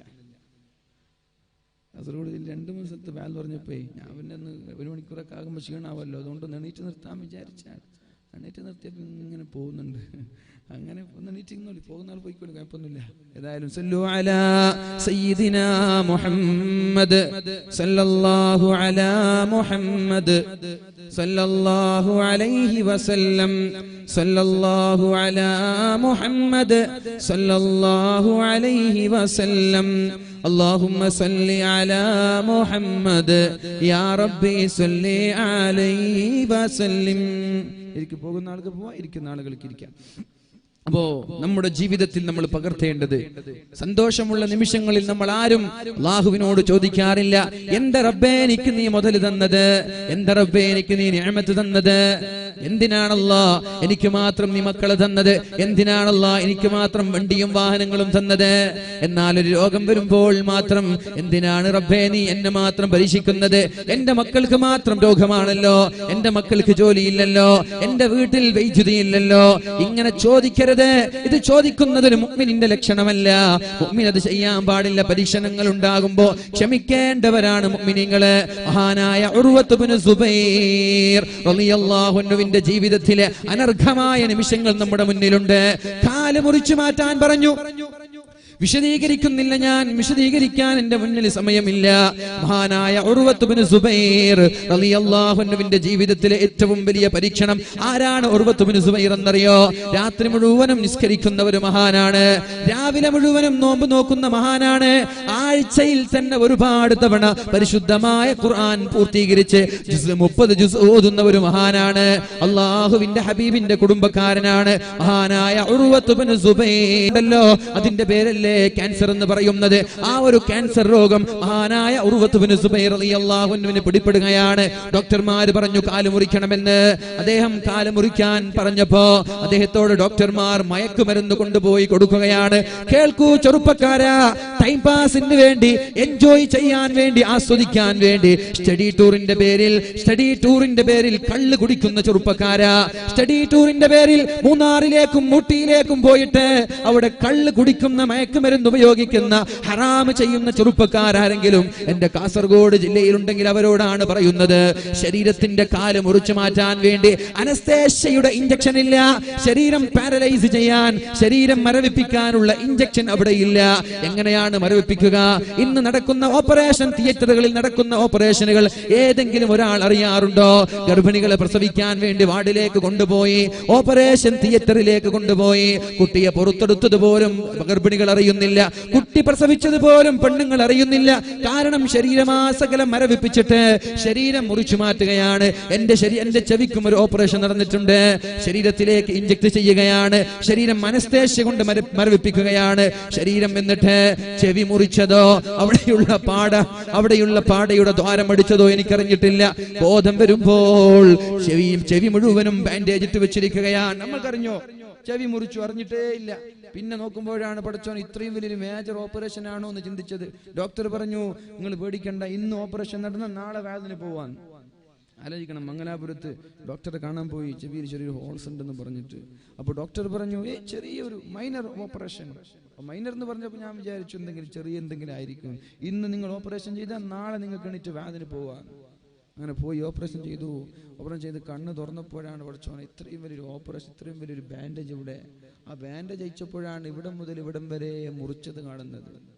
മനസ്സിലായോ? നമുക്കത് അറിഞ്ഞോ? ഇല്ല. എന്തേ? അനസ്തേഷ്യ, ശരീരം മരവിപ്പിച്ചിരിക്കുകയാണ്. എന്റെ ചെറുപ്പക്കാരാ, നിങ്ങളോടാണ് ഞാൻ പറയുന്നത്, കാല് മുറിച്ചു മാറ്റാൻ അനസ്തേഷ്യയുടെ സൗകര്യങ്ങളില്ലാതെ, ഇഞ്ചക്ഷന്റെ സൗകര്യങ്ങളില്ലാത്ത ഒരു കാലത്ത് മയക്കുമരുന്ന് തന്നിട്ട് ഞാൻ നിങ്ങളെ ഉറക്കിക്കിടത്തട്ടെ, മയക്കട്ടെ. ആ സമയത്ത് നിങ്ങളുടെ കാല് മുറിച്ചു മാറ്റാമെന്ന് ഉർവത്ത് ബിൻ സുബൈറിനോട് പറഞ്ഞപ്പോ ഉർവ പറഞ്ഞതെന്ത്? വേണ്ട, അള്ളാഹു തന്ന ബോധം എന്നെ നഷ്ടപ്പെടുത്തിയിട്ട്, എന്നെ അബോധാവസ്ഥയിലാക്കിയിട്ട് എന്റെ കാല് നിങ്ങൾ മുറിച്ചു മാറ്റേണ്ടതില്ല. മയക്കുമരുന്ന് കാല് മുറിക്കാൻ വേണ്ടി ഒന്ന് ഉപയോഗിക്കട്ടെ. വേണ്ട.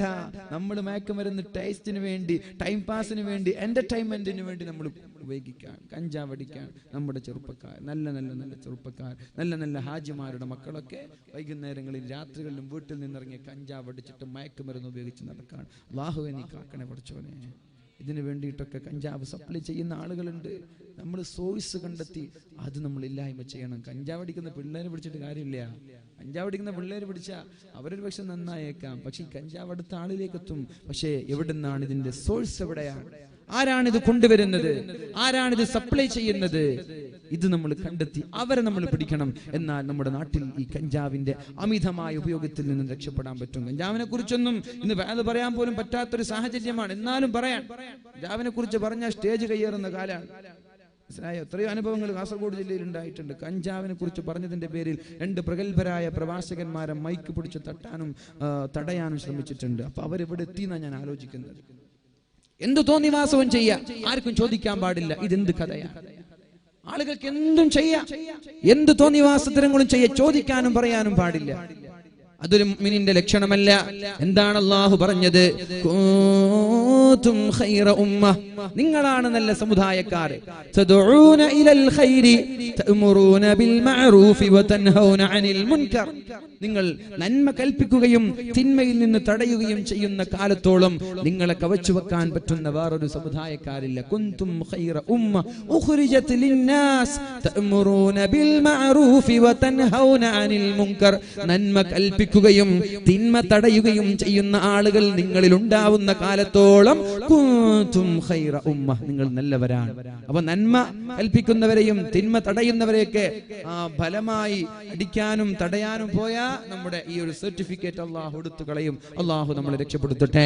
നന്മ തടയുന്നവരും നന്മയെ പ്രോത്സാഹിപ്പിക്കുന്നവരും തിന്മയെ തടയുന്നവരും നമ്മുടെ നാട്ടിൽ നിന്ന് അസ്തമിച്ചാൽ അത് അന്ത്യനാളിന്റെ ലക്ഷണങ്ങളാണെന്ന് ശഫീഉനാ റസൂലുള്ളാഹി സല്ലല്ലാഹു അലൈഹി വസല്ലമ തങ്ങൾ പറയുമ്പോ ആവേശത്തിന് വേണ്ടി ടൈം പാസിന് വേണ്ടി ടൂർ പോകുന്ന സമയത്ത് പിക്നിക്കിന്റെ സമയങ്ങളിലെ രാത്രി സമയങ്ങളിൽ വീട്ടിൽ പോവാതെ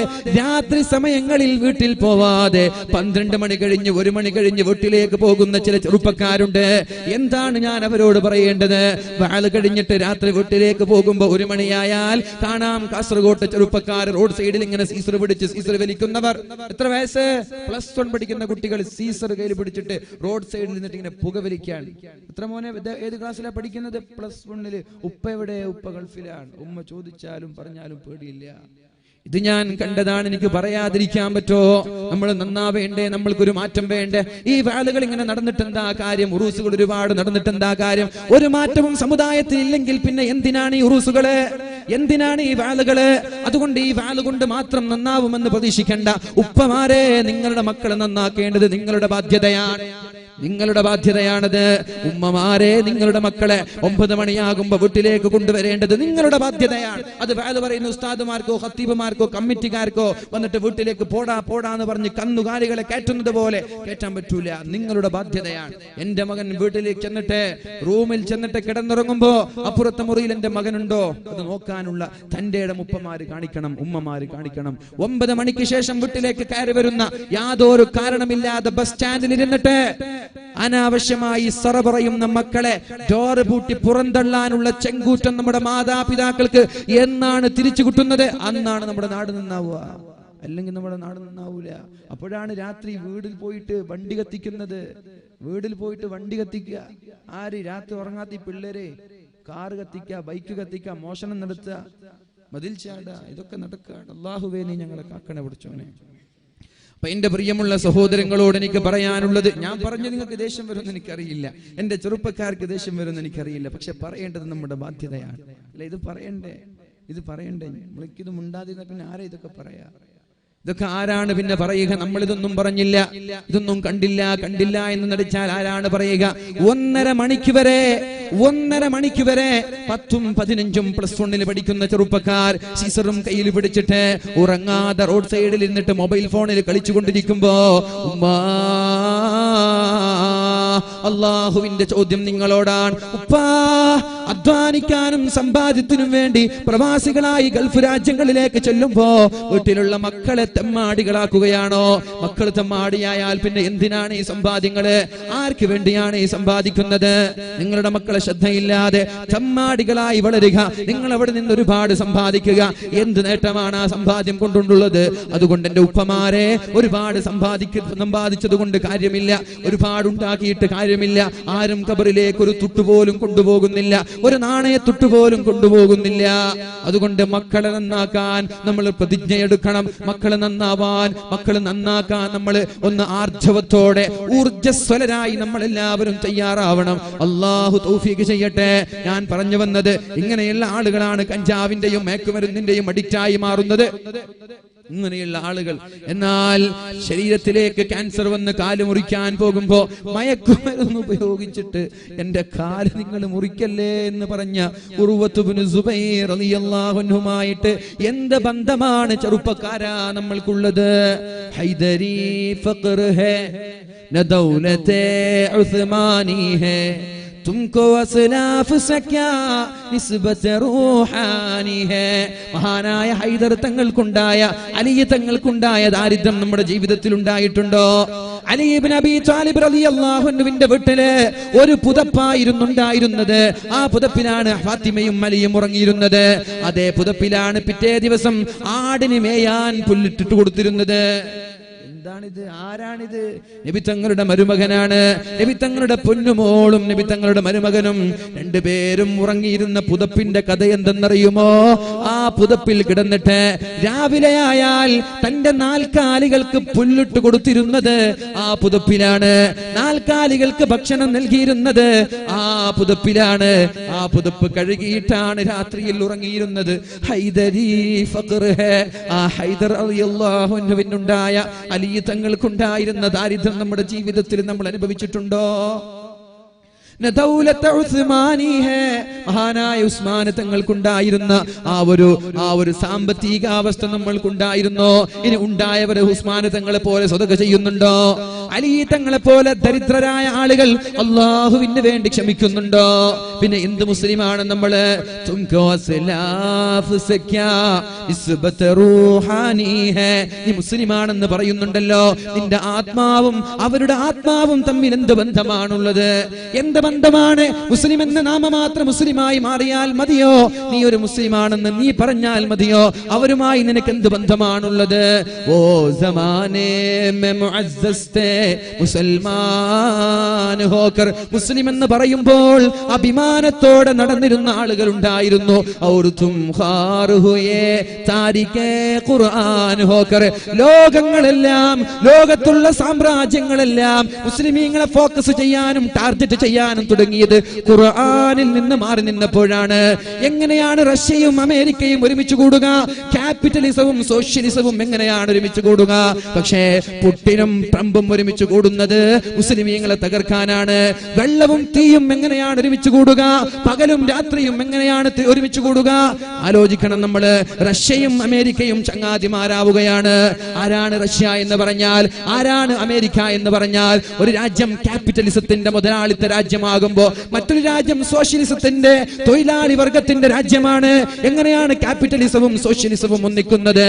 പക്ഷേ ഇരകള് മുസ്ലിം ആകുമ്പോ, ശത്രുക്കള് മുസ്ലിം ആകുമ്പോ അവിടെ ക്യാപിറ്റലിസവും സോഷ്യലിസവും എന്ന ഉപാധിയില്ല, രാത്രിയും പകലും എന്ന ഉപാധിയില്ല, തീയും വെള്ളവും എന്ന ഉപാധിയില്ല. മുസ്ലിമീങ്ങളെ നശിപ്പിക്കാൻ, മുസ്ലിമീങ്ങളെ കരിവാരിത്തേക്കാൻ, മുസ്ലിമീങ്ങളെ നിഷ്കാസനം ചെയ്യാൻ ലോകത്തുള്ള ശക്തികളെല്ലാം ഒരുമിച്ച് കൂടാനുള്ള കാരണം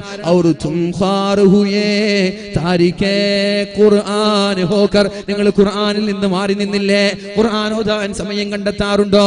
ഖുർആൻ ഓതാൻ ഒരു ദിവസം ഒരു ജുസ് എങ്കിലും ഓതാൻ സമയം കണ്ടെത്താറുണ്ടോ? ഒരാഴ്ചയിൽ 4 ഖത്തം തീർക്കുന്ന ആളുകൾ ഇന്നും കേരളക്കരയിൽ ജീവിക്കുന്നുണ്ട്.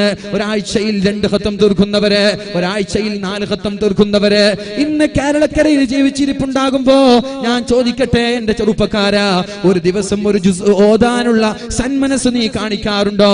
അരമണിക്കൂർ ചെലവഴിച്ചാൽ പോരെ? എന്നാൽ 24 മണിക്കൂറിൽ 16 മണിക്കൂർ സോഷ്യൽ മീഡിയകളുടെ സോഷ്യൽ സൈറ്റിന്റെ മുന്നിൽ നീ ചെലവഴിക്കുമ്പോ റബ്ബിനോട് എന്ത് സമാധാനമാണ് പറയുക? മൊബൈൽ ഫോൺ എടുത്തിട്ട് വാട്സപ്പിൽ കളിക്കുമ്പോ, മൊബൈൽ ഫോൺ എടുത്തിട്ട് ഫേസ്ബുക്കിൽ കളിക്കുമ്പോ, മൊബൈൽ ഫോൺ എടുത്തിട്ട് കാമുകന്മാരോട് ചാറ്റ് ചെയ്തുകൊണ്ടിരിക്കുമ്പോ നീ നിന്റെ സമയം വെറുതെ നഷ്ടപ്പെടുത്തുമ്പോ ആരോഗ്യം തന്ന റബ്ബ്, മൊബൈൽ തന്ന റബ്ബ്, ആയുസ് തന്ന റബ്ബ്, ഭക്ഷണം നൽകിയ റബ്ബ്, സമ്പത്ത് നൽകിയ റബ്ബ്, അനുഗ്രഹങ്ങൾ നൽകിയ റബ്ബ്, ആ റബ്ബിന് വേണ്ടി എന്ത് ചെയ്തു? ആ റബ്ബിന് വേണ്ടി എന്ത് ചെയ്തു? ഒരു ജുസ് ഖുർആൻ ഓതാൻ സമയം കണ്ടെത്തിയില്ല. അത് തന്നെയാണ് നമ്മുടെ നാശം. ലോകം നമ്മൾക്കെതിരെ തിരിയാൻ കാരണം അള്ളാഹുവിന്റെ ഹബീബ് പറഞ്ഞിട്ടുണ്ടല്ലോ, മുത്ത് നബി പറഞ്ഞിട്ടുണ്ടല്ലോ, അള്ളാഹുവിന്റെ റസൂല് പറഞ്ഞിട്ടുണ്ടല്ലോ, തറക്തു ഫീകും അംറൈൻ, 2 കാര്യം ഞാൻ നിങ്ങളെ ഏൽപ്പിച്ചിട്ട് ഞാൻ പോവുകയാണ്. 2 കാര്യം ഞാൻ നിങ്ങളെ ഏൽപ്പിക്കാൻ ഞാൻ പോയാൽ അത് സൂക്ഷിക്കേണ്ടത് നിങ്ങളാണ്. ഏതൊക്കെ 2 കാര്യം? ഏതൊക്കെ 2 കാര്യം? ഏതൊക്കെ? ഒന്ന് ഖുർആനാണ്, മറ്റേത് സുന്നത്താണ്. ഒന്ന് ഖുർആനാണ്, രണ്ടാമത്തേത് സുന്നത്താണ്. ഈ ഖുർആനും സുന്നത്തും ഞാൻ നിങ്ങളെ ഏൽപ്പിച്ചിട്ട് ഞാൻ പോവാൻ. എന്റെ ശേഷം നിങ്ങളാണത് നോക്കേണ്ടത്. നോക്കിയില്ലെങ്കിലോ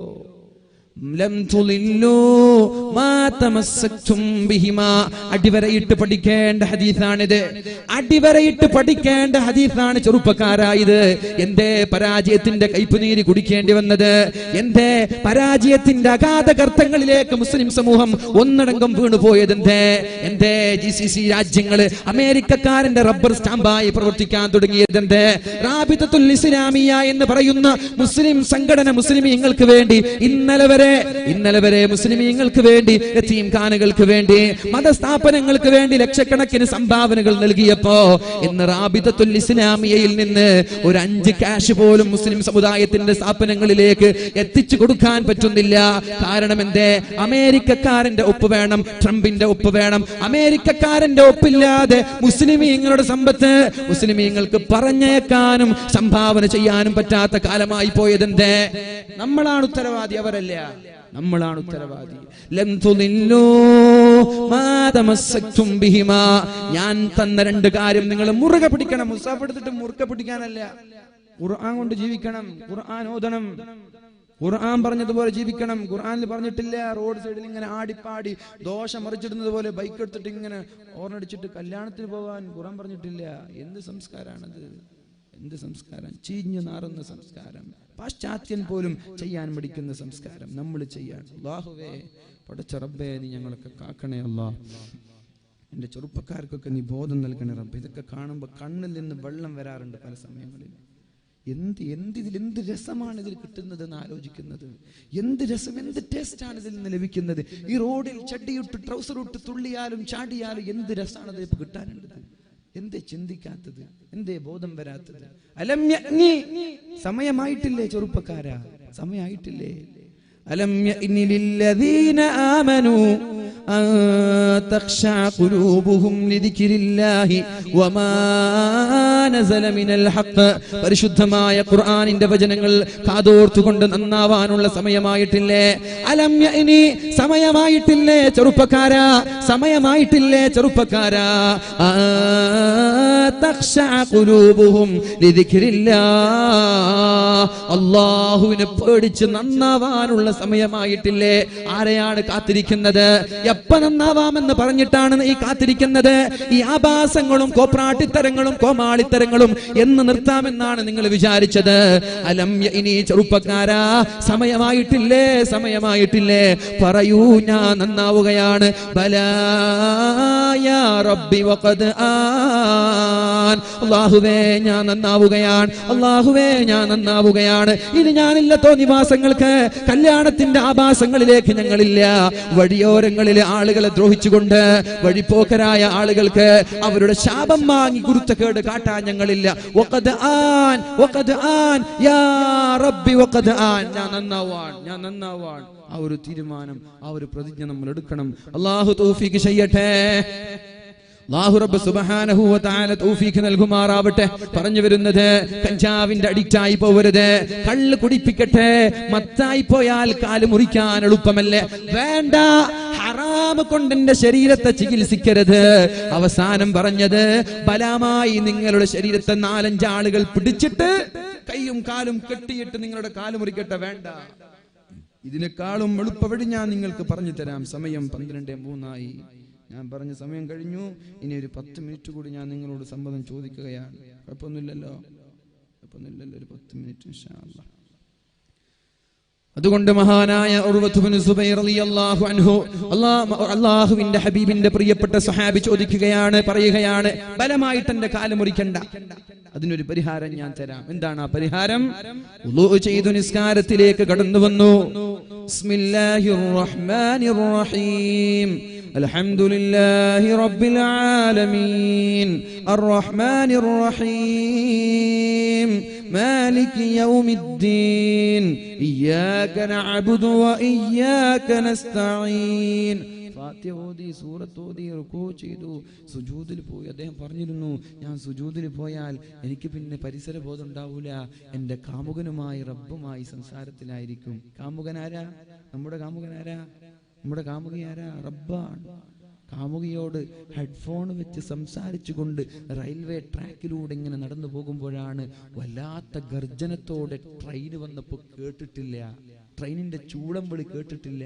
ഹെഡ്ഫോൺ വെച്ചിട്ട് കാമുകിയുമായി ലയിച്ചിരിക്കുകയാണ്. അപ്പോൾ ട്രെയിനിന്റെ ശബ്ദം അറിഞ്ഞിട്ടില്ല, ഹോൺ അടിച്ചത് അറിഞ്ഞിട്ടില്ല, ചൂളം വിളി കേട്ടിട്ടില്ല, ലയിച്ചു പോയി കാമുകിയുമായി. അതേപോലെ യഥാർത്ഥ കാമുകനായ റബ്ബുമായി സുജൂദിൽ ലയിക്കുകയാണ്. ഞാനങ്ങനെ ലയിച്ചാൽ നിങ്ങൾ എൻ്റെ കാല് മുറിച്ചു മാറ്റണം. അദ്ദേഹം സുജൂദിൽ കിടന്നു, നിഷ്ഠരനായി, പരിസര ബോധമില്ല. ഡോക്ടർമാർ ഓടി വന്ന് കാല് മുറിച്ചു മാറ്റി. കാലിൽ നിന്ന് രക്തം ഇങ്ങനെ ഒഴുകുകയാണ്. ഒഴുകുമ്പോൾ ശക്തമായ ചുട്ടുപൊള്ളുന്ന എണ്ണ കൊണ്ടുവന്ന് രക്തം ഒഴുകാതിരിക്കാൻ ആ കാലിലേക്ക് ചുട്ടുപൊള്ളുന്ന തിളച്ചുമറിയുന്ന എണ്ണ വെച്ചപ്പോ അദ്ദേഹം റളീനാ ബില്ലാഹി റബ്ബാ വബിൽ ഇസ്ലാമി ദീനൻ വബിമുഹമ്മദിൻ നബിയാ എന്ന് പറഞ്ഞു ബോധം കെട്ട് നിലത്തു വീണു. കാല് പച്ചക്കാലിങ്ങനെ മുറിക്കാൻ. മീശ എടുക്കുമ്പോ ചുണ്ട് മുറിഞ്ഞാ പഠിച്ചു ഓടിപ്പോവില്ല നമ്മള്, അല്ലെ? മീശ എടുക്കുമ്പോ ചുണ്ടെങ്ങാനും കത്രിക കൊണ്ടാ മതി, നമ്മൾ ഓടിപ്പോകൂലേ? നമ്മൾ ആലോചിക്കണം, കാല് തൊട ഇങ്ങനെ മുറിച്ചു മാറ്റി രക്തമൊഴുകുമ്പോ രക്തം ഒഴുകാതിരിക്കാൻ ശക്തമായി തിളച്ചു മറിയുന്ന എണ്ണയിൽ മുക്കി. അപ്പൊ ബോധം കെട്ടു. റളീനാ ബില്ലാഹി റബ്ബാ വബിൽ ഇസ്ലാമി ദീനൻ വബിമുഹമ്മദിൻ നബിയ്യാ. അല്ലാഹുവേ നീ എന്റെ റബ്ബാണെന്നും എന്റെ ഹബീബ് പ്രവാചകനാണെന്നും നിന്റെ ദീനാണ് ഏറ്റവും നല്ല മതമെന്നും ഞാൻ വിശ്വസിക്കുന്നു എന്ന് പറഞ്ഞിട്ട് അദ്ദേഹം ബോധം കെട്ട് നിലത്ത് വീണു. പക്ഷേ ആ ബോധം കെട്ട് നിലത്ത് വീണതിനിടയിൽ അദ്ദേഹത്തിന്റെ മുഹമ്മദ് എന്ന് പറയുന്ന കൊച്ചുമോനെ ഒട്ടകം ചവിട്ടിക്കൊല്ലുകയുണ്ടായി. കൂനിന്മേൽ കുരു എന്ന് പറയലിതാണ്. ഒരു പ്രയാസം, അതിന്റെ മുകളിൽ മറൊരു പ്രയാസം. നൂറുൻ അലാ നൂർ, പ്രകാശത്തിന്റെ മേൽ പ്രകാശം, പ്രയാസത്തിന്റെ മേൽ പ്രയാസം. ഇത് കാല് മുറിച്ച് ബോധം കെട്ട് കിടക്കുമ്പോ പൊന്നുമോനെ ഒട്ടകം ചവിട്ടിക്കുന്നു. ആളുകൾ സംശയത്തിലായി. എന്താ ഇപ്പൊ പറയാ? കണ്ണു തുറന്നാൽ ഏത് വിഷയത്തിലാ സമാധാനിപ്പിക്കുക? അവര് പറഞ്ഞു, ബോധം തുറന്നപ്പോ കണ്ണു തുറന്നപ്പോ പറഞ്ഞു, അല്ലാഹു നിങ്ങൾക്ക് പ്രതിഫലം തരട്ടെ, അല്ലാഹു നിങ്ങൾക്ക് പ്രതിഫലം തരട്ടെ, നിങ്ങളുടെ മകൻ മരിച്ചു പോയല്ലോ. ഇന്നാ ലില്ലാഹി വ ഇന്നാ ഇലൈഹി റാജിഊൻ. അല്ലാഹു തന്നതല്ലേ അല്ലാഹു കൊണ്ടുപോയത്. 4 മക്കളെ അല്ലാഹു എനിക്ക് തന്നു, അതിൽ നിന്ന് ഒരു മകനെയല്ലേ അല്ലാഹു കൊണ്ടുപോയത്. ഇത് നമ്മൾ പഠിക്കേണ്ട ഹദീസാണ്, പഠിക്കേണ്ട ചരിത്രമാണ്. നമ്മൾക്ക് ആരുണ്ട്? റോൾ മോഡൽ ഉണ്ട്. ഉർവ, ആർതർ ആഷ് എന്ന് പറയുന്ന ടെന്നീസ് കളിക്കാരന് ഉർവ എന്തല്ല റോൾ മോഡൽ അല്ല, നമ്മളെ റോൾ മോഡലാണ് ഉർവ റളിയല്ലാഹു അൻഹു. അദ്ദേഹം പറയാൻ, അല്ലാഹുവേ 4 മക്കളെ തന്നിട്ട് ഒരു മകനെയല്ലേ നീ കൊണ്ടുപോയത്. അൽഹംദുലില്ലാഹ്, 3 മക്കളെ നീ ഇവിടെ ബാക്കി വെച്ചല്ലോ. ഇത് പറയാൻ നമ്മൾക്ക് പറ്റോ? ഇത് പറയാൻ നമ്മൾക്ക് പറ്റോ? നമ്മൾ ആലോചിക്കണം. നമ്മുടെ മകൻ മരിച്ചാല് പെണ്ണുങ്ങൾ തലക്കടിച്ചു, തലമുടിയൊക്കെ പിരിച്ചെടുത്തു, കുപ്പായം കയറി, ഒച്ച വെച്ചു, ഒട്ടയസിച്ചു. എന്ത് നേട്ടം? മരിച്ച മകൻ തിരിച്ചു കിട്ടുവോ? മരിച്ചുപോയ മകൻ പുനർജനിക്കോ? ഇല്ല. എന്ത് നേട്ടം?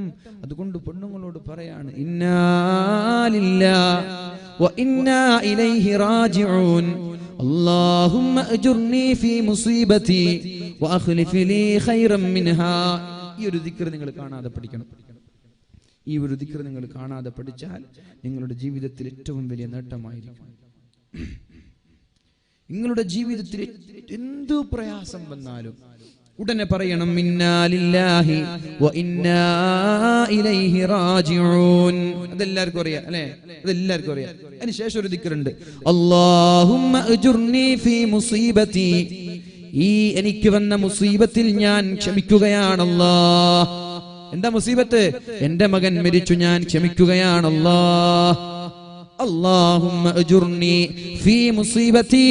എന്റെ പൊന്നുമോൻ മരിച്ചുപോയി, അത് ഞാൻ ക്ഷമിച്ചത് കാരണം എനിക്ക് നീ കൂലി തരണേ അല്ലാ, എനിക്ക് നീ പ്രതിഫലം തരണേ അല്ലാ. വ അഖ്ലിഫ് ലീ ഖൈറൻ മിൻഹാ.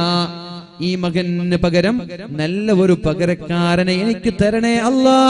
ഈ ഒരു ദിക്ർ നമ്മുടെ ജീവിതത്തിൽ പതിവാക്കിയാൽ മരിച്ചുപോയ മകനേക്കാളും നല്ലൊരു പകരം അല്ലാഹു നമ്മൾക്ക് നൽകുമെന്നതിൽ സംശയമില്ല. ഒരാളെ കയ്യിൽ ഐഫോൺ 5 ഉണ്ടായിരുന്നത്. ഐഫോൺ 5 പോകുന്ന വഴിയിൽ ബസ് ആരോ പോക്കറ്റ് അടിച്ചു. വീട്ടിലെത്തി നോക്കുമ്പോൾ ഐഫോൺ 5 അതന്നെ ഉപ്പാന്റെ കാലും കൈയും പിടിച്ചിട്ട്, ഉപ്പ എനിക്കൊരു ഐഫോൺ വേണം, ഒരു ആപ്പിൾ വേണമെന്ന് പറഞ്ഞിട്ട് ചോദിച്ചതാ. അങ്ങനെ ഉപ്പ കൊടുത്തതാ. 2 ദിവസമാകുമ്പോൾ അത് പോക്കറ്റ് അടിച്ചു. എന്താ പിന്നെ ചെയ്യാ? ഇന്നാ ലില്ലാഹി വ ഇന്നാ ഇലൈഹി റാജിഊൻ. അല്ലാഹുമ്മ അജ്ർനി ഫീ മുസീബതി വ അഖ്ലിഫ് ലീ ഖൈറൻ മിൻഹാ. അല്ലാഹുവേ, എന്റെ ആപ്പിൾ 5 നഷ്ടപ്പെട്ടു പോയിരിക്കുകയാണ്, അതിൽ ഞാൻ ക്ഷമിക്കുകയാണ്. വ അഖ്ലിഫ് ലീ ഖൈറൻ മിൻഹാ. ഇതിനേക്കാളും നല്ല ഒന്ന് എനിക്ക് പകരം തരണേ. ഈ ഒരു ദിക്ർ ജീവിതത്തിൽ പതിവാക്കിയാൽ ആപ്പിൾ 6 നിങ്ങൾ അറിയാതെ നിങ്ങൾക്ക് കിട്ടും. ഞാൻ പറയല്ല, ഞാൻ ഉദാഹരണം ആപ്പിൾ ആക്കിയതാണ്. നമ്മുടെയൊക്കെ ഒരു താല്പര്യമാണല്ലോ ആപ്പിൾ എന്ന് പറഞ്ഞ അല്ലേ? ഇല്ലാത്തവനും ഉള്ളവനൊക്കെ പിടിക്കുന്ന ഒരു സാധനമാണല്ലോ, അതുകൊണ്ട് പറഞ്ഞ. അപ്പോ ആപ്പിൾ 5 ആണ് നഷ്ടപ്പെട്ടത്. ദുആ ചെയ്തത് എന്താ? അല്ലാഹുവേ, ഞാൻ ക്ഷമിക്കുകയാണ്, എന്റെ ആപ്പിൾ പോയി, ഞാൻ ക്ഷമിക്കുകയാണ്, എനിക്ക് ഇതിനേക്കാളും പകരം നീ തരണം. ഈ ദിക്ർ ഇങ്ങനെ പതിവാക്കുക. അല്ലാഹുമ്മ അജ്ർനി ഫീ മുസീബതി വ അഖ്ലിഫ് ലീ ഖൈറൻ മിൻഹാ. അല്ലാഹുമ്മ അജ്ർനി ഫീ മുസീബതി വ അഖ്ലിഫ് ലീ ഖൈറൻ മിൻഹാ. അല്ലാഹുമ്മ അജ്ർനി ഫീ മുസീബതി വ അഖ്ലിഫ് ലീ ഖൈറൻ മിൻഹാ. നിങ്ങൾ പേടിക്കണ്ട, നിങ്ങളുടെ ആപ്പിൾ 5 പകരം 6ഉം 7ഉം പഠിച്ചോൻ തരും. ഇത് അല്ലാഹുവിന്റെ നിയന്ത്രണമാണ്. അല്ലാഹു നൽകട്ടെ, അല്ലാഹു നൽകട്ടെ. എന്താ ആപ്പിളോ? എന്താ വേണ്ടത്? അല്ലാഹു നമ്മൾക്ക് ഇഷ്ടപ്പെട്ടു പോയ എല്ലാ കാര്യങ്ങൾക്കും അല്ലാഹു പകരം നൽകട്ടെ ഇൻഷാ അല്ലാഹ്. അപ്പൊ ഞാൻ എന്റെ വാക്കുകൾ ഉപസംഹരിക്കാൻ പോവാണ്. മഹാനായ ഉർവത്ത് ഇബ്നു സുബൈർ റളിയല്ലാഹു അൻഹു പറഞ്ഞു, എനിക്ക് 4 മക്കൾ ഉണ്ടായിട്ട് ഒരു മകൻ അല്ലാഹു കൊണ്ടുപോയി. അൽഹംദുലില്ലാഹ്, 3 എണ്ണം ബാക്കിയുണ്ടല്ലോ. 4 അവയവങ്ങൾ എനിക്കുണ്ടായി, ഒരു കാലല്ലേ കൊണ്ടുപോയത്, 3 എണ്ണം ബാക്കിയുണ്ടല്ലോ. 2 കാലും 2 കൈകളും തന്നിട്ട് ഒരു കാല് മാത്രം ബാക്കി, ഒരു കാല് മാത്രം കൊണ്ടുപോയി, 3 എണ്ണം നീ ബാക്കി വെച്ചല്ലോ. അൽഹംദുലില്ലാഹ് എന്ന് പറയാനുള്ള ഈമാനാണ് നമ്മൾക്ക് വേണ്ടത്. ഒരു ഹദീസും കൂടി, മാ യുസീബുൽ മുഅ്മിന മിൻ നസബിൻ, മുഅ്മിനായ സഹോദരൻ ഒരു ക്ഷീണമുണ്ടായാൽ, കേൾക്ക്, മുഅ്മിനായ മനുഷ്യൻ ഒരു ക്ഷീണമുണ്ടായാൽ, കൂലിപ്പണിയാണ്, നല്ല ക്ഷീണുണ്ടായി, കുഴപ്പമില്ല, അതിന് കൂലിയുണ്ട്. കൂലിപ്പണിയെടുത്ത് ക്ഷീണുണ്ടായി, ഡ്രൈവ് ചെയ്തിട്ട് ക്ഷീണുണ്ടായി, കൂലിയുണ്ട്. ഒരു ക്ഷീണം ഒരു മുഅ്മിനായ സഹോദരനുണ്ടായാൽ, ഒരു രോഗമുണ്ടായാൽ, തലവേദന, ഷുഗർ, പ്രഷർ, കൊളസ്ട്രോള്, ക്യാൻസർ, ഇതുപോലെയുള്ള ഏതെങ്കിലും ഒരു രോഗം മുഅ്മിനീങ്ങളായ ആളുകൾക്ക് അല്ലാഹു നൽകിയാൽ, വലാ ഹമ്മിൻ, ദുഃഖമുണ്ടായാൽ, ദുഃഖം, പൈസ ഇല്ലായിരിക്കുമ്പോ നല്ലോണം ദുഃഖം ഉണ്ടാവും അല്ലേ? ദുഃഖം ഉണ്ടായാൽ, SSLC തോറ്റുപോയി ദുഃഖം ഉണ്ടാകും, മക്കള് തോറ്റുപോയി ദുഃഖം ഉണ്ടാകും. ആ ദുഃഖത്തിനൊക്കെ എന്തുണ്ട് പറയാൻ, വലാ ഹമ്മിൻ, ദുഃഖമുണ്ടായാൽ, വലാ ഹുസ്നിൻ, വിഷമമുണ്ടായാൽ, വലാ അദൻ, ബുദ്ധിമുട്ടുണ്ടായാൽ, പോകുന്ന വഴിയിൽ കല്ല് തട്ടി വീഴാൻ പോയാൽ, നമ്മൾ നടന്നു പോകുമ്പോഴാണ് അറിയാതൊരു കല്ല് കാലിൽ തട്ടി വീഴാൻ പോയത്, വലാ അദൻ, ഒരു ബുദ്ധിമുട്ട് നമ്മുടെ ജീവിതത്തിൽ ഉണ്ടായാൽ, വലാ ഗമ്മിൻ, അതുപോലെ എന്തെങ്കിലും ഒരു പ്രയാസം ഉണ്ടായാൽ, നടന്നു പോകുമ്പോഴാണ് കാലിലേക്ക് ഒരു മുള്ളു തറച്ചത്, നടന്നു പോകുമ്പോഴാണ് കാലിലേക്ക് ഒരു കല്ല് തറച്ചത്, വൈകുന്നേരങ്ങളിൽ ഫുട്ബോൾ കളിക്കുമ്പോഴാണ് കാലിലേക്ക് ഒരു കല്ല് തറച്ചത്, കാലിലേക്ക് തറക്കുന്ന ഒരു മുള്ളു പോലും ഇല്ലാ കഫറല്ലാഹു ബിഹാ മിൻ ഖതായാ, അത് കാരണത്താൽ നമ്മുടെ തിന്മയുടെ ഏടിൽ നിന്ന് അല്ലാഹു തിന്മകളെ മായ്ച്ചു കളയുമെന്ന് മുഹമ്മദുർ റസൂലുള്ളാഹ്. ഷുഗർ വന്നാൽ 10,000 രോഗങ്ങളാണ് അല്ലാഹു മായ്ച്ചു കളയുന്നത്.